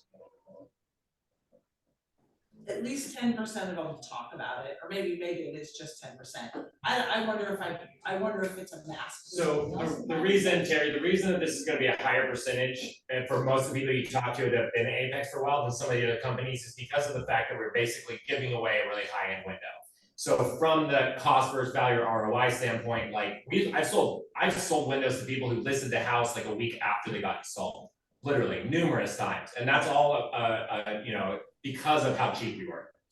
No, I get that. What I'm saying is this though, okay? The question on the table is for the 100 jobs you've sold, how many people said that or do that? Your answer was about 7 to 10, correct? Yeah, sounds right. Okay. Think about this for a minute. You know, approximately 15% of what happens on the planet, what happens in the world, is the exception to the rule, okay? So anything at 15% or less is the exception to the rule. Anything higher than that is the actual rule. So what we can't do is we can't lose a lot of sleep, if you will. Not that anybody is, but we can't lose a lot of sleep trying to sit there and worry about the exception to the rule and letting the exception to the rule dictate the rule. Okay. This is not going to work for everybody. However, it can work though. It just depends. So let's assume you get somebody that's only going to be there for 5 years. Then break it down. We need a longer list. Then break it down to 5 years instead of 10. Let's see what that number looks like. Okay. So if we were to break this down, we know that this is 9,600 here. Half of 96 is going to be 48. So 49,000 plus the 48. Customer then says, see, I told you, I'm not going to be recouping all of my money because I'm going to be leaving here in 5 years. I understand that, Ms. Michelle. In this case, you're not going to be able to recoup all of it. You're just not. However, you're not going to be able to recoup all of it no matter who you go with. And keep in mind, regardless of what kind of remodeling work you do to your house, you're not going to recoup 100% of anything that you do unless you add square footage to the house. The number one return on investment is kitchens and bathrooms. And you don't get 100% recuperation rate for that. You just don't.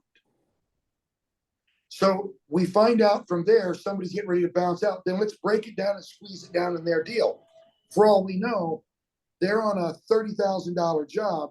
They're sitting on a $500,000 house. Instead of using 5%, we use 3%. Maybe we use 4%. But even at 3% on the $500,000 house is 15 grand. 15,000 from 38 still puts us down to 23, and then we can start doing this other math. Does that make sense? So we can try to go ahead and bridge that gap. Sorry. Hold on, Jim, Double J, you had a question and you put your hand down. What's up? Yeah, so like going back to like the inspection, after the inspection, when you asked that first closing question, that replacing your windows is something you're gonna do someday, maybe not today. If they're kind of sheepish and they're like, well, we're not really sure, we might be moving in a few years, just kind of see what you have to offer because we're curious or something like that. Well, How do you handle that? the chances are you're not gonna get that there though, bro. And the reason why is because in your warm-up, you asked the question, you know, is this a house that you're gonna be here till death do us part, carry me out of here feet first type of thing? That'll probably get addressed there. Okay. So at that point there, you know, the guy says, well, we're probably gonna be moving in 3 years. Well, if the guy's moving in 3 years, and that's what he's telling me, then I'm gonna wanna dig into that a little bit, okay? Really, you're gonna be leaving in 3 years. Where are we going? I don't know. Why would you be leaving? We don't know. Well, do you typically sit there? How long do you live here now? Well, we've lived here for 10 years. So do you typically live in a place 13 years and then get the fuck out of Dodge? I mean, what is it? You know, we'll kind of sort of dig in there. But if the guy is gonna bounce out, yeah, we're going to San Diego because of work or whatever it may be, or I want to downsize my house because the house is too big, the kids are graduating in 3 years. Then we ask the question at that point there, well, I've got to ask you a question. Out of curiosity, if you're gonna be bolting out of here in 3 years, why would you even want to invest money to go ahead and replace all your windows anyway? I mean, just out of curiosity, why would you want to do that? What's going on with that? And let's dig in and find out if there's a conversation there, or if there's not. Let's find out what this person is thinking. Well, you know, we heard that replacing your windows will help the house, easier to sell the house. And, you know, we do want to sit there and be more comfortable while we're here. And, you know, we do want to put a better and more secure window on. Let's find out what it is. Okay. Now, when we sit there and do that, when it's time to go ahead and, what's going on, boss? All right, man, that does not look like a pony keg, dude. Or a box full of money. I know it's not a box full of money, you wouldn't throw it out, but it's a box full of, I don't hear bottles, so that's not booze either. Giving up that, holding more market, making more money, and using some of that, to really capture way more people. Couple percent down here for those people who happen to be in a year or two, we're gonna capture, you know, 30% more of those people who used to say no to us. So in the grand scheme of things, revenue. Hey, Terry. Right. Yes, I just had a question. Thinking of like, well, you know, like, oh yeah, I'm only gonna stay for 3 years, so I'm only gonna recoup this much money or whatever. Do you have any idea how much, like how much more you'd be able to add to the home, like when you sell it? Like that you could you use that as part of like how you'll be recouping your money too? well, so, yeah, I mean, whether you sell the house in 3 years, 3 days, 3 hours, or 30 years later, what we do know is a couple things. What do we know about homes? Well, what we know about homes, number one, is putting better windows and doors is going to increase the value of the home. We know that for sure. We know that. And that's going to happen regardless of how long they plan on staying. At the same token, too, the other thing that we know is that houses typically appreciate, they don't depreciate. So as each year goes by, that person's house is going to naturally be worth more money anyway. Okay. You know, a house that you paid 300 grand for 20 years ago probably sells for $508,000 now. All right. Unlike, you know, mobile homes or cars, they don't depreciate. So you can always start there because you're going to get an immediate value, if you will, on your windows using the house as an improvement on the value of the home of the house. Does that make sense? Yeah. Okay. So that's the reason why I go to that first. Shonda had a question. What was your question? Oh, no, I Or have your a statement. response. What was your response? Well, do you guys use Manta out here? We do. Okay. So when somebody's asking me, you know, if I went and got an appraisal the day after my install, how much more would my home be worth because I've got windows?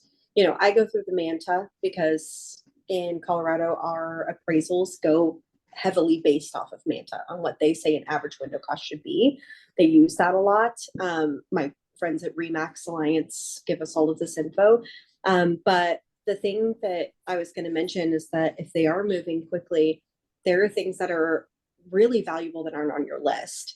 And, Right. and some of those are, you're not replacing your heating and cooling machinery as quickly because we're not utilizing it as much. And an average heater and in Colorado could be in the $10,000 to $20,000. So there are things that they could really save on and not have to do new floors because we're not warping or bleaching the floors anymore that are really valuable. But what Remax Alliance tells me all the time is that there's a big difference between what your home is valued at with new windows and what your curb appeal changes with new windows, because windows are as valuable as the next homeowner is willing to pay for them. Right. Your curb appeal could mean twice what you're paying for, whether it's on paper or not on paper. So Right. there's a lot of leeway inside of that. Well, and there is. And what basically Shonda is saying is what we talked about the other day, guys and gals, is that number one, we live in a more energy efficient nation today. We are more energy efficient aware, so to speak. Okay. You take two houses that are like exactly identical in every way, shape, and form, all the way down to the blade of grass in the front yard. One house has 20 grand worth of better windows on it. The other house doesn't. Chances are the house with 20 grand is going to sell faster. So when we get a person that's trying to sell their house, maybe they are selling in 3 years or 4 years. That's the reason why we asked the question in the warm up, how long do you plan on being here? Because if they're going to tell you, look, we're only going to be here 3 or 4 years and then we're out of here no matter what. 4 years, we're gone. Then we also know that when we're talking, then transferable guarantee. You know, what does that transferable guarantee mean to somebody if it helps them sell their house faster? What's that transferable guarantee mean if they're able to get more money for their house because of that? What does the windows mean to them because they're able to ask for more money? Mm-hmm. Look, just because they bought windows for $25,000 doesn't mean they can't ask for $40,000 worth of more. Exactly. Somebody may say yes. Okay. Again, you don't date the prom queen if you don't ask. We have to ask. We have to tell them. I can't tell you how many times I've heard, these real estate agents saying, "Oh, the average house here in this neighborhood is $120,000. You'll never get 180, or you'll never get 200." That's bullshit. I've done houses that way before. That's bullshit. I know that you can. So I'm listening to some idiot who's not selling my house themselves, and it's them themselves. They're not doing it. That's bullcrap. You can get somebody to do it. We just have to put together the right argument. That's all. We just have to put together the right story. We have to put together the correct value. So, when I'm sitting there, and if I was selling my house back in El Paso to somebody, I would sit there and tell them, look, dude, I get it. I'm asking $410,000 where the highest paid house in this neighborhood is $263,000. But here's what you're getting from that. We remodeled this. We put better windows in. It's more secure. It's quieter here. The curb appeal is a lot better. It's going to be a lot more comfortable in your home. And I got my money. Bottom line is I got my money. Okay. So when we're talking to somebody that is trying to sell their house in maybe 3 or 4 years, then this is the conversation we need to have with them to build that value up and to sit there and show them that there is a return on their investment that they can go ahead and get back, So it's, that's weird. This one's not HR. I guess I didn't cuss enough. Okay. So there is a return on investment that is a better way. Again, return on investment is a better way because we can use their answers, Let me ask you a question. If you could sell your house 3 months faster, would it be worth at least $3 grand to you? Would it be worth $5,000 to you? Start at a number and work your way down, like you see me do with Michelle. I think would it be worth $50? You know what? You hesitated. So how about 40? Well, you know what? How about 20? I'll agree with for sure. 20. Just keep whittling that down and get their answer. And then multiply things out by however many months or how many years it's going to be. Anything that you do is some sort of receipt getting the money back. Does that make sense? Yeah. 100%. Okay. Yeah. There it is. So that's the thing that we want to do. But again, what we're talking about here is less than 15% of the customers that we talk to, which is the exception to the rule. The other 85 is going to be in that house 10 years or longer. That's what we deal with. Any of those customers that we happen to sell that are in that exception to the rule, that's just a cherry on top of the cake, is all that is. We just have to be better with the other 85%. And this is a way to be better with the other 85%. Okay? But we don't want to discount the 15. We just don't want to let that dictate the rule. That's all. Okay? Makes sense, guys and gals? Yes. Very cool. All right. And, does anybody have any questions before I cut you guys out of here? I'm running about 6 minutes over. My apologies. Okay, so quick rundown on tomorrow. Tomorrow, we're gonna go ahead and recap a little bit of what we talked about today, with the exception to this return on investment. We're gonna go ahead and recap a lot of step 5. From there, we'll talk about the glass package. And then we'll get in on demoing the window. I know, Cam, you have free spray at your place. Mark, do you have the tech spray, free spray in your building? Yes. You do, you have the tech spray, not that other shit, right? No, we have the other shit. Okay, man, get rid of that other shit. I told you to get the other shit. Get rid of that other crap. That shit sucks. Well, Cody, do you have the tech spray or do you have that other garbage?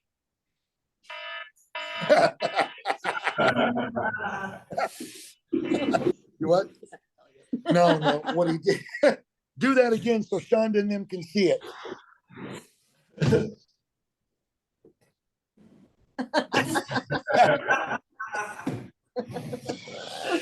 That was pretty cool. Okay, so good. So tomorrow we'll use tech spray at the same time. Let's make sure there's a temperature gun in the in the room as well. So we're gonna need a temp gun. All right.